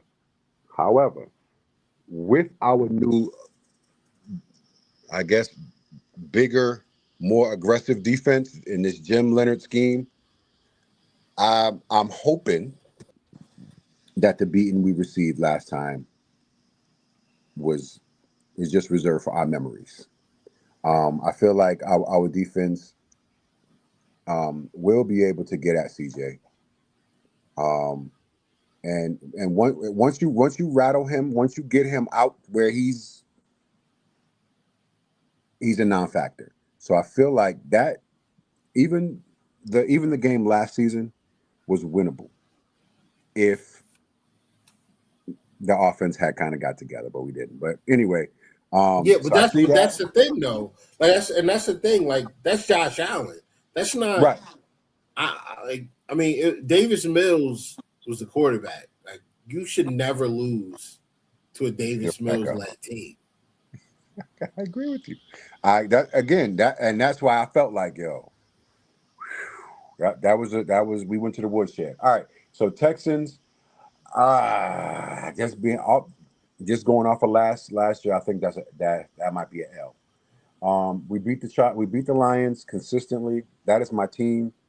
That is my dream Super Bowl, Bills Lions. The Chargers and Rams. I'm gonna put them together because whenever we play LA teams, it's the highest scoring game of that particular season. Go back to the 04, not 04. I'm sorry. Go back to the 24 season when we played. That was the Rams game. The Rams game. Yep, Yeah. super high. It was the highest scoring game of the season at that time until the Bills played the very next week, and then that was the highest scoring game of the season. Oh no! It was Detroit first. That was the highest scoring game, and then we followed the Detroit game with the Rams game. With the Rams game, that's it. Yes, and so whenever we play LA teams, it's a high scoring game. It's a high scoring game. And again, I agree with you. I'm very excited to see Harbaugh and McDaniels and what they create. I'm very excited about seeing that. As a football fan, I'm excited to see that product. I know you said stop at the bye week, but I feel like that Ravens that's a win. Also the Raiders, but to me the Raiders are a wild card, bro. Like is Kirk playing? Is Mendoza playing? You know what I mean? But earlier we talked about the defense playing with their hair on fire. That whole Crosby situation that happened earlier with the Ravens and that whole thing, that man is going to play like his hair is on fire. And as a fan and as an analyst doing what we do, I'm very excited to see the product he puts on tape. Very excited because he's going to play like a pissed off teenager. Yeah. And I'm excited to see. My hot take is at the trade deadline, I think we acquire him. Yeah, I think they figure out a way to acquire him at the trade deadline. Really? I do. Yeah. It's been rumored. It's been rumored like he's been linked to the Bills for a couple years now. A while. It's been like 2 years now. Yeah. In fact, it even came from Josh a couple times. He and Josh are. Yeah. So. Yeah, I feel like I mean that's. I just think I think that's a possibility. Like at the trade deadline. Depending on, but I mean that's also depending on what we have, what we look like from a record standpoint, and what the Raiders look like. Like if the Raiders are sitting at like close to 500, I don't know. Bill centric. Let me get to some of these comments, man, real quick. While you go ahead. All right, so playoff pressure is a real thing. I put my expectations down, so I won't be disappointed. You in a scary mindset to expect perfection. I'm not even talking about the playoffs. I'm talking about just the regular season. Yep. I'm expecting in the regular season for I'm expecting in the regular season for I'm expecting the regular season for the Bills to have a little bump, like little bumps on the road. But I also believe that the offense should be able to absorb some of the defensive woes that we go through. That's how I look at it. Like the only reason I'm not saying that we're going 14-3 is because I don't know what to expect from the new head coach and the new DC and this new scheme. Don't know. I'm not expecting perfection. Referring to this comment, we're not saying I'm not expecting perfection. I refuse to say Super Bowl or bust. I don't feel like I don't want perfection. I want aggression. That's it. That's exactly it. See where we were short last year. Fix it. Do better this year. So, and that's what I'm expecting. Now, As far as the learning curve from Coach Brady is you don't have that year. People, and you know, I know how you feel about the Jets, but I love Aaron Glenn. Head coach of the Jets, came from Detroit. Mm-hmm. No, my respect level for him hasn't waned a bit because it's his first year. He's working with what he's working with, and he inherited a mess, right? So, but Coach Brady doesn't have that. He don't have that luxury. You didn't inherit a mess. Coming to Buffalo, and it was said a number of times. I mentioned on GMFB where they said that's a desirable. Going to Buffalo is a desirable job. You know what I mean? And so you didn't inherit a mess. You've been here, like you mentioned earlier. You've been here. You know what the expectation is. You know what the culture is. You know you know our strengths. You know the weaknesses. So earlier I mentioned that it is an advantage that he's been around. It's also that cutting it also cuts back the other way because you've been around. Absolutely. You know what I mean? And real quick, let me jump into the ads real quick. We'll be right back, guys, in a few. It's like 45 seconds to a minute. Okay.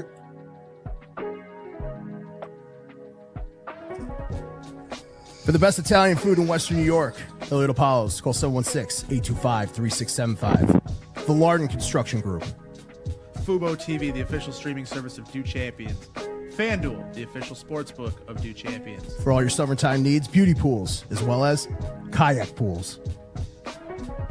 CX Chronicles, your total customer solutions focused manager. W.GG, the official energy drink of Do Champions. Hey, Sons of Erie, our artwork looks better on your walls. Hamburg Brewing, please visit our tap room on Boston State Road, Hamburg, New York. And finally, Fat Boy Surf Club for all your surfing needs.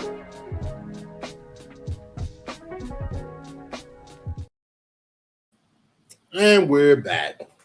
I appreciate y'all for chilling through a mandatory session of ads. I have not been doing a good job of staying on top of that every episode, but I ain't perfect, man. But you know, I'm striving for it. But yeah, let's get back to it, man. Go ahead. I know I interrupted you. I want you to go ahead. I'll be able to finish your thoughts. You know, I did. I was saying that his presence, him being here from last season, having experience here, is a two-edged sword. Yes. Yeah, we lost the audio again. How's that? Better? Well, actually, Yeah. And so you have that advantage because you have that relationship with Josh. But again, the flip side of that sword is the cutback is that learning curve, that all that stuff, that grace that Aaron Glenn got. You don't get that, player. You have to produce. And I know in the back of my mind that the fan base will forgive him if he doesn't. Yeah. But the expectation is there. Yeah. But it's less of a like I think the expectation or the pressure is more around Josh's age than it is. I was about to ask you that. Like you better get this done because if you don't, we want you out of here. I don't think that's what Brady's walking into, and I think Brady knows that. I'm sure he understands it. But another comment, I'm gonna get into a couple more. Carlos, I saw your comment, man. We're gonna talk about that as well. Realistically, I can see them going 3-2 the first 5 games. If we go 5-0 or 4-1, can't nobody tell me nothing. Bill centric, 4-1 is where I'm at. We use our first pick for a defensive end. You want more? Yes, I want more. If I can get my hands, listen, if the Bills can pull off a trade and bring in Max Crosby, and we can have Max Crosby, Rousseau, Bradley Chubb, TJ Parker, going into the playoffs, yeah, dog, like, yeah, like yeah, like let me get that. Let me go get me a guy on the other side of the ball that can change a game in a single play. And now I'm surrounding him with talent everywhere else too. Like it's not like he's playing with the Raiders where they drafting Cleveland Farrell and Tyree Wilson. No. Like he got some dudes with him. So like let me go ahead and get that. And please do me a favor, y'all, and send in chat. Tell me what your record is going into the bye week for the Buffalo Bills. What you see the record as, and if you have teams we're losing to, put the team or teams that you think we're gonna lose to. Because I really want to see what like the consistency you guys are. Like I know Dogs in here, Carlos, Bill Centric, Albert, like Tom. Like if y'all are in here, man, like I really want to know 3 wins and 2 losses. Where you guys are at with that, because I'm at 4-1. Like I'm at 4-1 going into the bye. I'm at 3-2. Yeah, I'm not. I'm at 3-2. I'm at 4-1. The Texans are one of them. One or both of the LA teams. I could see us losing. Because we can hang with them, but that Rams game is just burned into the back of my mind where Josh Allen played his heart out, threw for 6, threw for 3, ran for 3, like played his heart out, only to lose.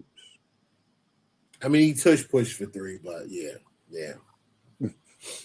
Man, can I just right quick? Speaking of which, we have to also stop getting rid of talent, the workhorses. We got rid of Reggie Gilliam. We sent him up to the Patriots. We ain't learned nothing from sending Mac Hollis over there. We ain't learned nothing. So that was a money thing. Me personally, I hate the fact that Mac Hollis isn't here, because what we paid Palmer is like double what Mac got. So I think Mac signed like a 2-year, like $8 million, $9 million deal, maybe 10, something like that. It wasn't a ton. And we signed like 12 a year. So I feel like that was dumb. Like I feel like we should have extended the money for Mac Hollins and kept him around. But I get it, man. Mac's 32, Palmer's 26. You know. But my thing is his contributions though were like worth it. Like Mac Hollis was one of the factors. Like in my opinion, the 2024 iteration of the Bills, in my opinion, is the best we've had so far. In the Josh Allen. No way. You don't think we had a better iteration than the 24 Bills? Oh yeah. Which one? Who you think is better? What year? I think 2023 was better. 23 was better. What made 23 better in your opinion? Stephon Diggs. Like you got Stephon Diggs. You got you have a top 10 offensive line. James Cook coming into his own in 23. You have Diggs. You have Davis still. You have Kincaid. Not like you have everybody on offense. Defensively, I don't really see a big difference between 24 and 23. The difference is between 24 and 23 is 24. The 24 team took the ball away a lot. Yes, we definitely did. And the O-line, and I will say that, like, especially last year, they kept Josh's jersey a lot cleaner. Even as far as last year, they like Josh, the way he was sacked was ridiculous. So I will give you that. But what for me, what tarnishes the 23 season? Don't get me wrong. I agree with some of your points, but what tarnished the 23 season for me was the denigration of the relationship between Josh and Stephon. Yeah, brother, I'm not hearing anything you saying right now. Oh, word? Is my Okay, Nat. you I know don't know. Whatever you do after I say that, that's like keep doing that. Yeah. yeah. What I need to do is put this thing in a daggone tripod. Like I got some sense, but technology issues. I got to keep my phone on the charger. There's just so much going on right now over here. Okay. Yeah, I get it. But the denigration of their relationship on the field and off the field for me, kind of that's a stain on that iteration's legacy for me. And for off the field stuff to start leaking on to on the field stuff, that's the issue for me. Yeah. You know what I mean? Because I what what hurt me, I realized where that trauma came from when we got, and I'm gonna go back way back to Percy Harvin. If you remember, Percy Harvin was a dynamic kick returner. Mm-hmm. Yep. And I mean, fast as I'll put him up against anybody running right now. Yeah. But he was a cancer in the locker room. But I was so excited that he got here, though. I was so excited. I'm like, yo, we got Percy Harvin, and he does this and that, and he's quick. But he was a cancer in the locker room. Mm-hmm. And at that point, I was still working for the Bills. So I'm like, wait. And for me, as an individual, as a journalist, and what I do now, and all of this stuff now, for me, that was kind of like, dang, you have to have that balance, that on the field, off the field balance. And so when Josh and Stephon had that breakdown, I was like, nah, all right, nope. That trauma from Percy Harvin came back. I was like, nope, he's a cancer in the locker room. Get him out of here. So for me personally, that iteration, that's a stain on that iteration of the Bills because of that. But they did have some success, and they put some great stuff on tape. But nothing for me was better than that 24 season for me. I think 24 was our best chance. Yeah, I think 24 was our best chance. Yeah, some would say 25, because there was no Mahomes, no Lamar, no Joe, and why do people keep putting Lamar in there? Why do you guys do that? Thank you, bro. Lamar should not be in that. Like when we talk about teams that we have trouble with, I do not miss the Ravens ever, because that is not a rivalry. We win too many times, and we won too many times in a row for that. Right. I'm not buying that fluke 35-10 game. Like I'm not buying that. That was a fluke. And I was at that game. It was 21-10, and we were driving. And for whatever reason, Joe Brady called the dumbest play I've ever seen in my life. But we were driving on that drive. I mean, in that game. Like we were driving, and we were going to make that a one-score game. Just needed to score. Field goal or touchdown makes it a one-score game. One-score game, yep. I'm gonna be honest, I don't even count that. I'm just talking about postseason. Yeah. I was there in postseason. I mean, regular season, everybody's filling each other out. I get that part.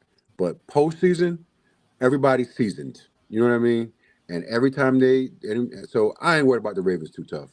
I get the connection in the same draft class. Their first professional games was against each other. So I get the connection between Josh and Lamar. Similar play styles, all of that. I get that. But, and I agree with you, like, I'm not worried about the Ravens in the post too much. I'm not worried about the Steelers in the post too much. Anybody they say I ain't worried about them too tough. Other than, well, I would say the last iteration of the Chiefs, but I wasn't worried about them either. Man, it's just the Chiefs. That's it. I'm not even sweating the like a lot of y'all, like right here. Ours says 3-3. Texans, NRG, Lions run game, and Aiden Hutchinson, Lions linebackers, and that one hard hitting safety. You talking about Kirby Joseph? He cool. Split what they doing at corner though? We're gonna split with the Pats, so maybe the Pats lost or the Rams are the loss. That's 4 games, man. So you got us going 2-4 then, really. I don't see the Pats as an L. I feel like as I mentioned, we've seen the best of Drake May.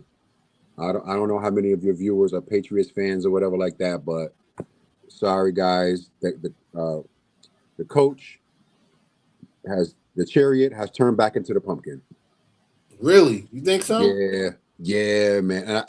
And so on my show, I have just about all 32 teams represented in my chat, and I told the Patriots fans to their face, enjoy this, guys. Drake May is going to turn back into Drake May. And what happened in the Super Bowl? Drake May turned into Drake May. Yeah. Albert, you're going to have to expound on this a little bit. You talking about C.J. Gardner-Johnson? He was a locker room bully to the rookies. That's soft, man. I mean, all right. Everybody. Bill said you got 4-2 going into the bye. Losses to Texans and Rams for me. There's a part of me that feels we beat the Texans if we learn from the last matchup. It's not like it was a blowout. The last 2 matchups, you're right. That's where I'm at. I like, listen. Why would you saying the Texans is the L though? Why would she say no? Like because I said the same thing. But every comment said the Texans is an L. Why? Well, because we lost them the last 2 times we played, and not only did we lose, but we looked bad doing it. This is why I feel that the Texans game is a win. First off, we lost both of those games by 3 points each, and both of those games probably fit into the top 5 worst Josh Allen performances of his entire career. Like, I'll take those 2 games are probably 2 of his worst top 5 performances in the NFL. So that tells me if the Buffalo Bills get an average or above average Josh Allen, we win those games. We win those games. Then I look at the Texans. Great defense. D'Amico Ryans, great defensive mind. He's been a very good coach for them. Yeah, he has them dialed in. I think he did a masterful job in the playoffs last year against the Steelers and against the Patriots. They beat up the Patriots. Yeah, it's just C.J. Stroud kept giving the ball away. This is the issue that I think this is where I think the Bills can get the upper hand. C.J. Stroud's still a quarterback. They also have 3 new starters on that offensive line, and we're getting them week 1. So week 1, the first time in a live NFL football game that matters, home or not, whatever. So you kind of count on playing together. It's the first time. Couple that with C.J. Stroud going up against a defense that has seen him the last couple of years, a defensive coordinator who has seen him for multiple years, not just in the NFL, but also in college. C.J. Stroud was in college. When did Jim Leonard? I think Jim Leonard was tied in with Wisconsin until like 2017 or something like that. 2016, 2017. So we got a lot of film and tendencies from CJ Stroud to build off of. I think Josh Allen understands he has to play better.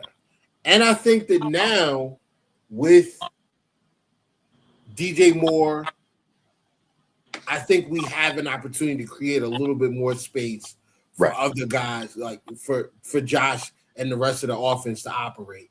DJ Moore will keep, like, they're going to put Stingley on him, of course. I'm sure they'll probably put a safety over top, you know, in just some sort of, you know, just to be there. But Keon Coleman has played well against them.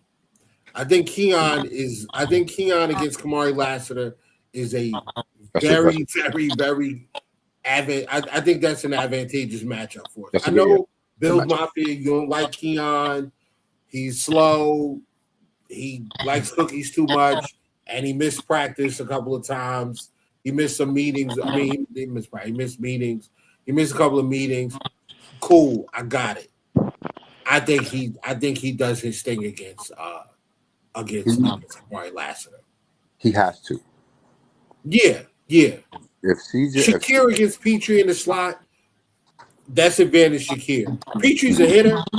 He's a safety. He's a nickel corner because they need him to play nickel, but he's a safety. I just think he has opportunities. Not to mention, and the last thing I'll bring up, I know they got Caden McDonald to sit in the middle of that defense.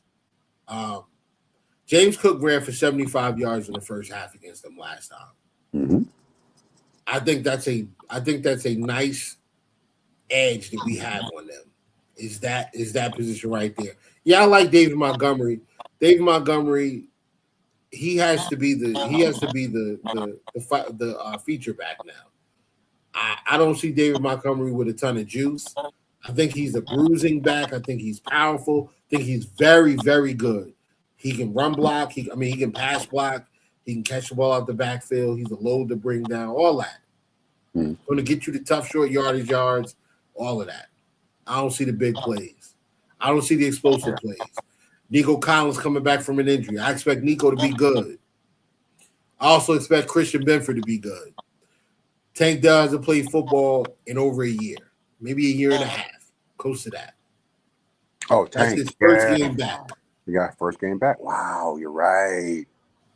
I love Jaden Higgins. He was out for so long. I forgot he was on the roster. I love Jaden Higgins. Think he's a dog. That's going to be an issue. But if we can get to CJ and force him into mistakes, we're going to turn those mistakes into points this time. Oh, CJ going to make mistakes. CJ going to make mistakes. And that's the thing. For you. If it was week 10, if it was week 10, if it was week 12, I would probably have the Texans as a loss. Because I think they do figure it out throughout the year. But getting them guys week 1 is a blessing, man. That's week 1, 1 o'clock. That's a blessing. That's the best chance you have to beat them until you see them before the playoffs, man. Get them before the line figures out a way to gel. Get them before, Nico and Tank get all the rust off of them. Because them guys not playing in the preseason. You can forget that. They're not playing. Oh, yeah. They're going to put those guys in bubble wrap. What about them being healthy? Yeah. They're going to put them in bubble wrap. So that's why I think we got a chance against the Texans. Now I do have us taking a L to the Rams. I also think I'm also giving us a slight edge over the Chargers because it's at home. That's literally the only reason. I think we're at home, because we're at home, and I expect the Bills to be able to keep it close. We know Mike McDaniel. We know his schemes. I expect the Bills to keep it close. And if we're talking about a fourth quarter, 5 minutes to go, 1-score game between Josh Allen and Justin Herbert, give me Josh Allen every day of the week, twice on Sunday. Yep. Now, the thing about Justin Herbert, though, impressed me. Last season, Justin Herbert impressed me with his toughness. However, he got his butt whooped last season. Game after game after game after game after game, Justin Herbert got his butt whooped. And to the point, it was one game, I'm like, dang, I feel bad for him, man. Pull him out. Like, I knew they weren't, but I just felt bad for the brother. But with that more aggressive defense that I'm hoping we're building, and it looks to be that. I feel like getting Justin Herbert and throwing him off and just reminding him of, remember last season when you got your butt whooped over and over and over again? I feel like that's advantage Bills. if that defense is able to get at him like he was got at last season. That's a tall task, man. That's a good offensive line. Now, I think they fixed their set. Yeah, and I like they're getting both their tackles back. Like they brought in a center who I like a lot. I think they drafted like 4 offensive linemen this year, something like that. Like they really attacked offensive line this offseason. So I expect them to be better. That's gonna be a tough game though. Like it always is. That game against the Chargers is going to be tough because the Chargers, to me, I think the Chargers are one of the 3 best rosters in the AFC. Easily. Thank you. Yeah. Thank you. I agree with that take. Yes, 100% I agree with that. Both LA teams are formidable. Oh, absolutely. Yeah. I don't want to see Matt Stafford coming off his MVP. Matthew Stafford coming off of his MVP season.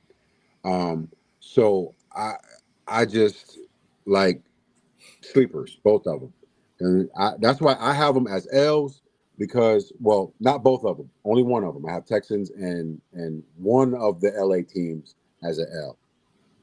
And it'll probably be the Rams because it's in LA.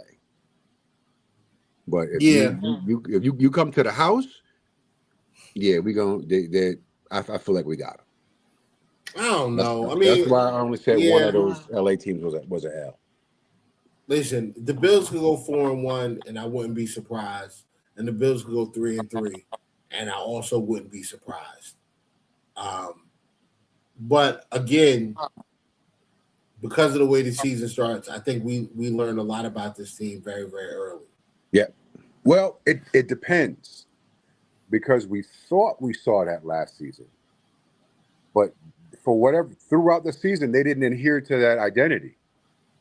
I mean, going from that crazy win against Baltimore, beat up on Aaron Glenn's Jets the very next week. We were 4-0, right? For at one point, it was just us and Philly, undefeated. Yeah. Yep. And so we looked like that team, but for somehow, some way, we got away from that identity where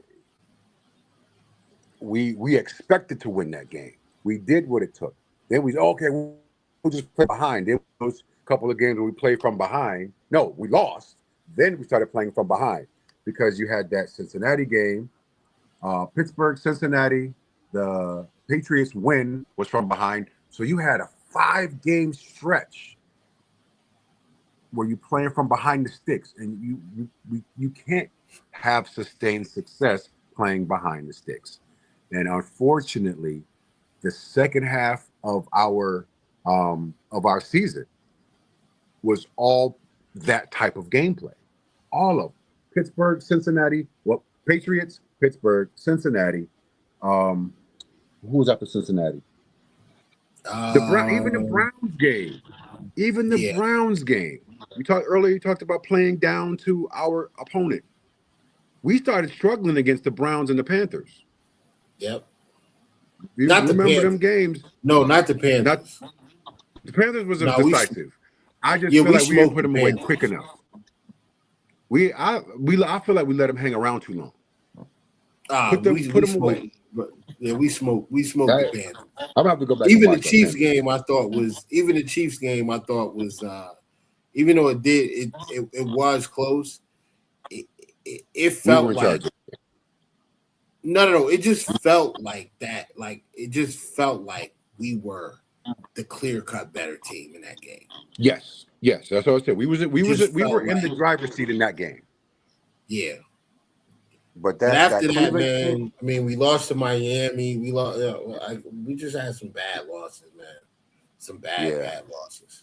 And I felt like it came down to identity issue. Of course, it was those little things, Kincaid being hurt, the O-line being hurt in the Pittsburgh game. Like, I get those things.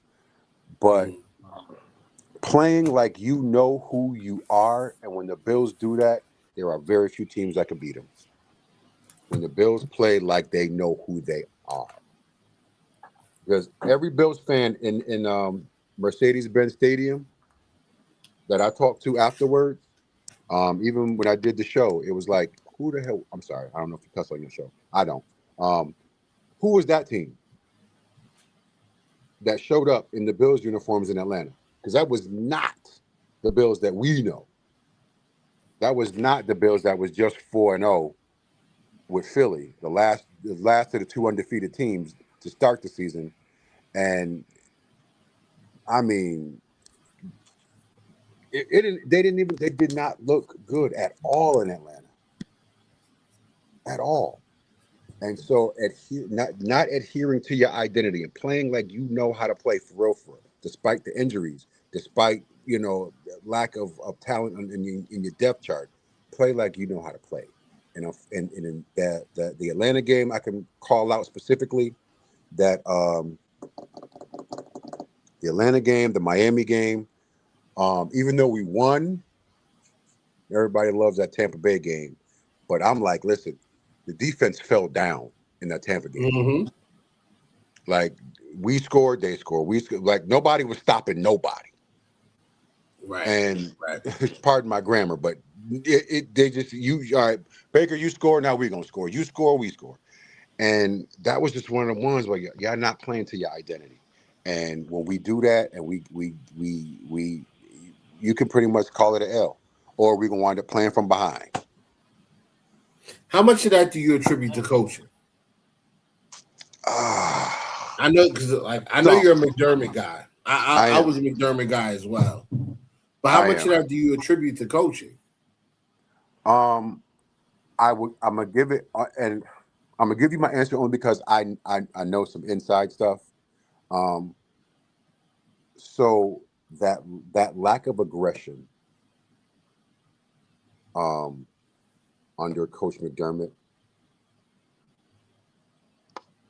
I feel like will go away now.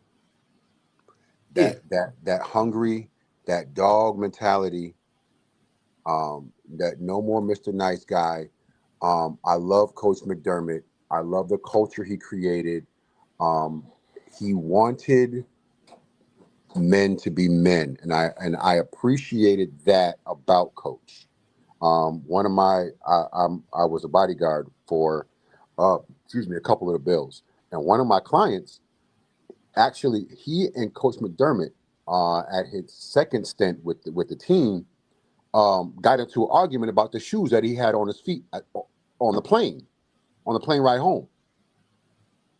They were Louboutins, but they were sneakery. Coach felt like his shoes were sneakery. He's like, Coach, man, these 6 bands and this blah blah blah. But Coach was concerned about, that you don't wear soft bottom shoes on this plane, and that was just the culture that he had. And in some of the circles that I'm in, Coach Daboll, before he left, he said, "Listen, you guys are not gonna." And this is inside. This is a private conversation, but I'm sharing it with you guys. That Coach McDermott was more concerned with them being good men off the field than their football player. And so, yeah, I was just about to say, man, all that culture and stuff, like, it's cool, but it don't win football games, man. Like, you need some dogs out there, man, and that's why, like, with McDermott being gone, a guy like C.J. Gardner-Johnson, who fills a specific need, yes, would never be on this team. That dog, yeah. And not just that dirty dog. You know what I'm saying? Listen, we getting downhill 100%. And we're being violent.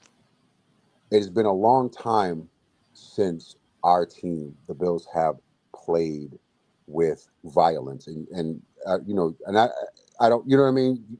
Don't hear what I'm not saying, but that type of aggression, that fire, that flame, that get downhill, get in your face, keep punching you in the mouth, imposing my will. We haven't had that iteration of the team in a minute, in my opinion. Too long. And I'm excited and I am hopeful that we punch some mouths next season. Absolutely. Now, before we get out of here, yes, sir, I gotta ask you, for a record prediction. I do this with everybody. No problem. All right. No I need a problem. record prediction for the 2026-2027 Buffalo Bills. 14-3. Give me the whole gamut. Record prediction, wild card, missed the playoffs, division winner, one seed, whatever it is. Just lay it on the pie, brother. All right.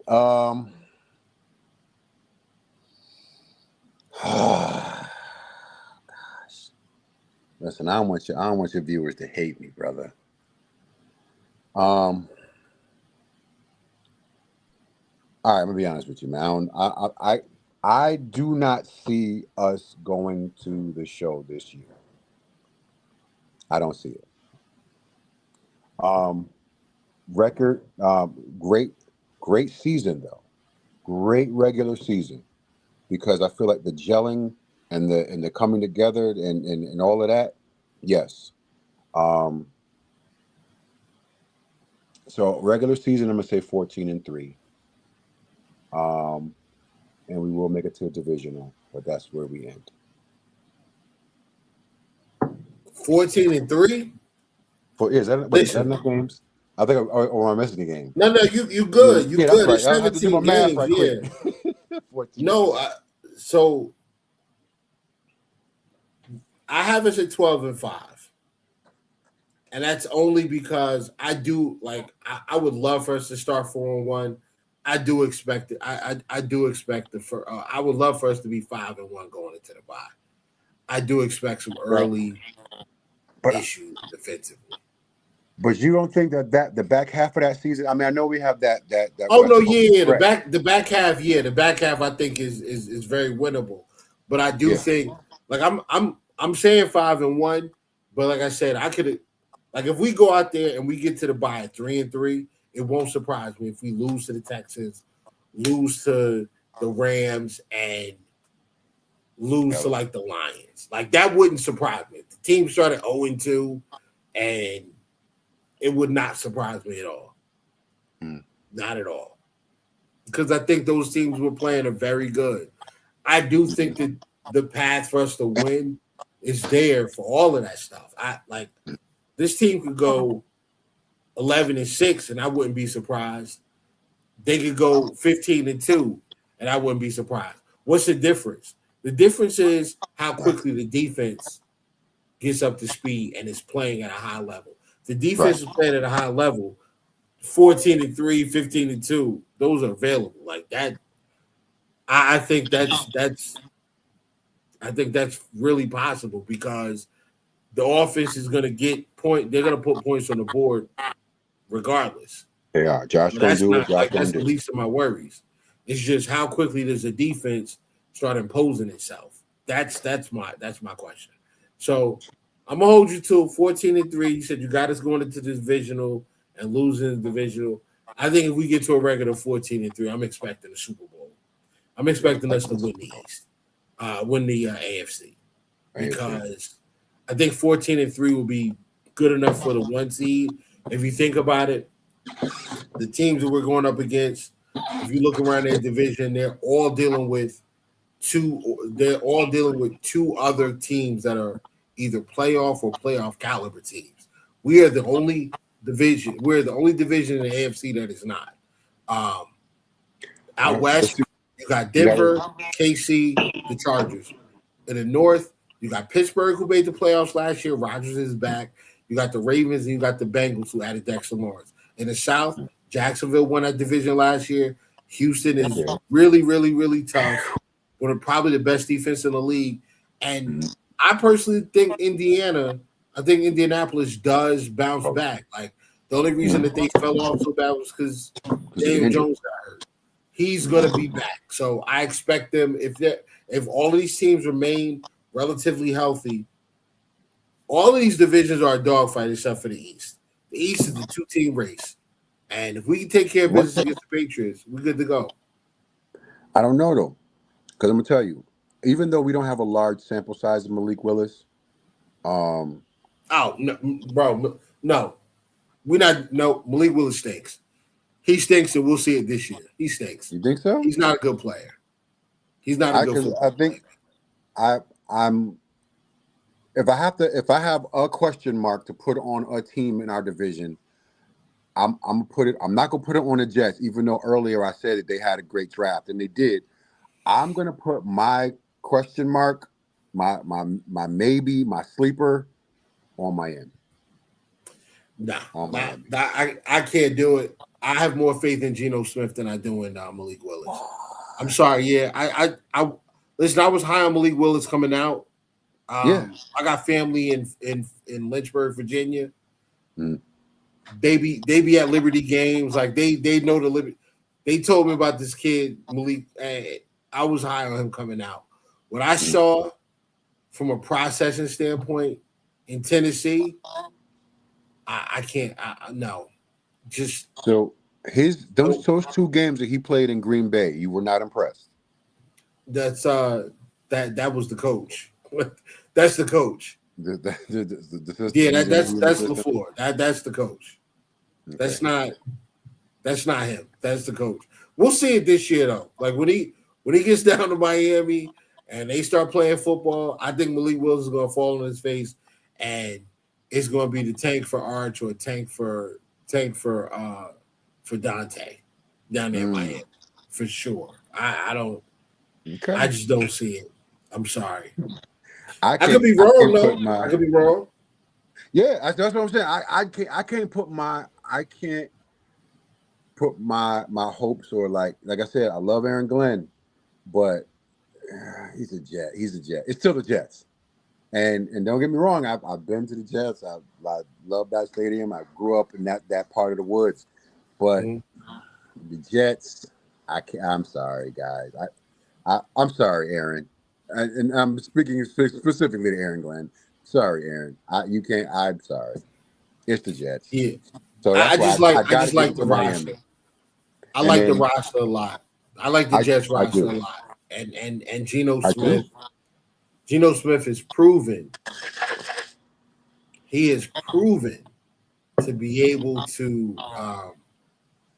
put in that work. Like he has shown the ability to have a good season, multiple good seasons in a row in Seattle. So, but now see, I feel like that right there, Geno's success was because of the system. Because they pulled him out, put Sam Darnold in, and look where they went. Yeah, that was a different coaching staff, though. Like that's a different. Like that was just different. That was Mike McDonald and who's the OC over there?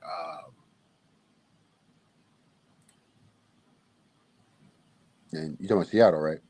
Yeah, Seattle's OC. He went to. I think he went to the Chargers. I'm not Chargers. I think he went to the Raiders. Kubiak. Yeah, Kubiak. Yeah, I was hearing that he was who the Bills wanted.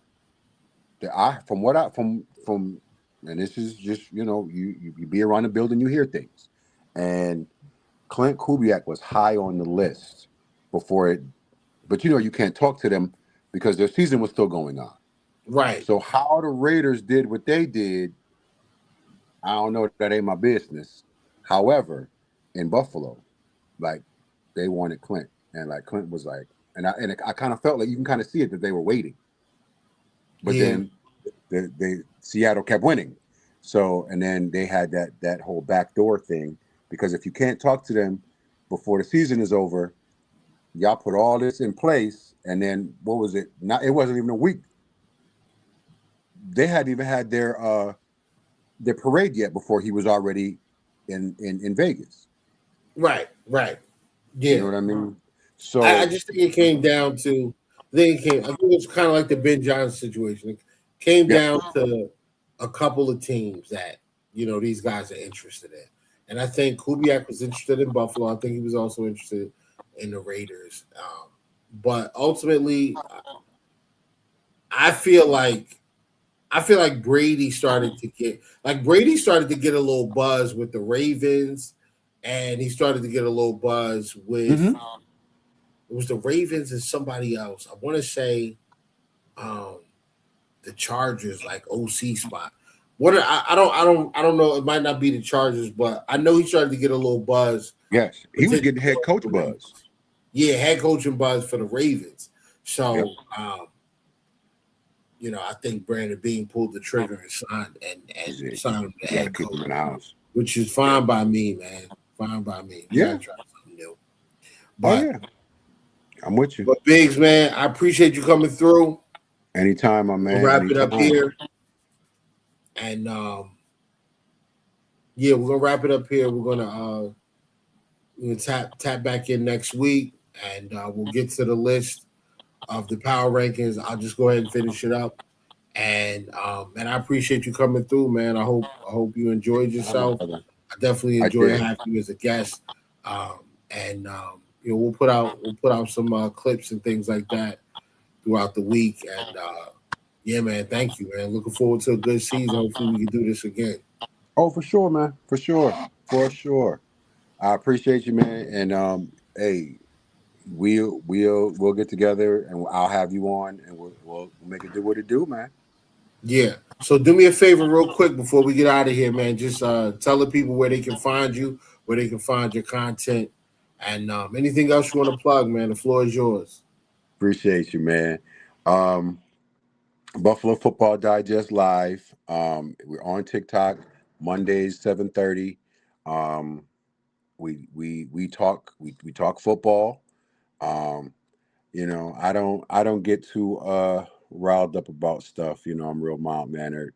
So, and I'm judging by the gray in your beard and the gray on top. We are older dudes. We don't get too riled up about much.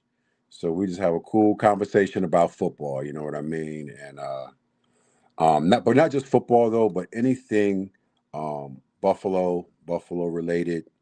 And anything on TikTok, man. Buffalo Football Digest Live. We were just at the draft, broadcasted live from the draft.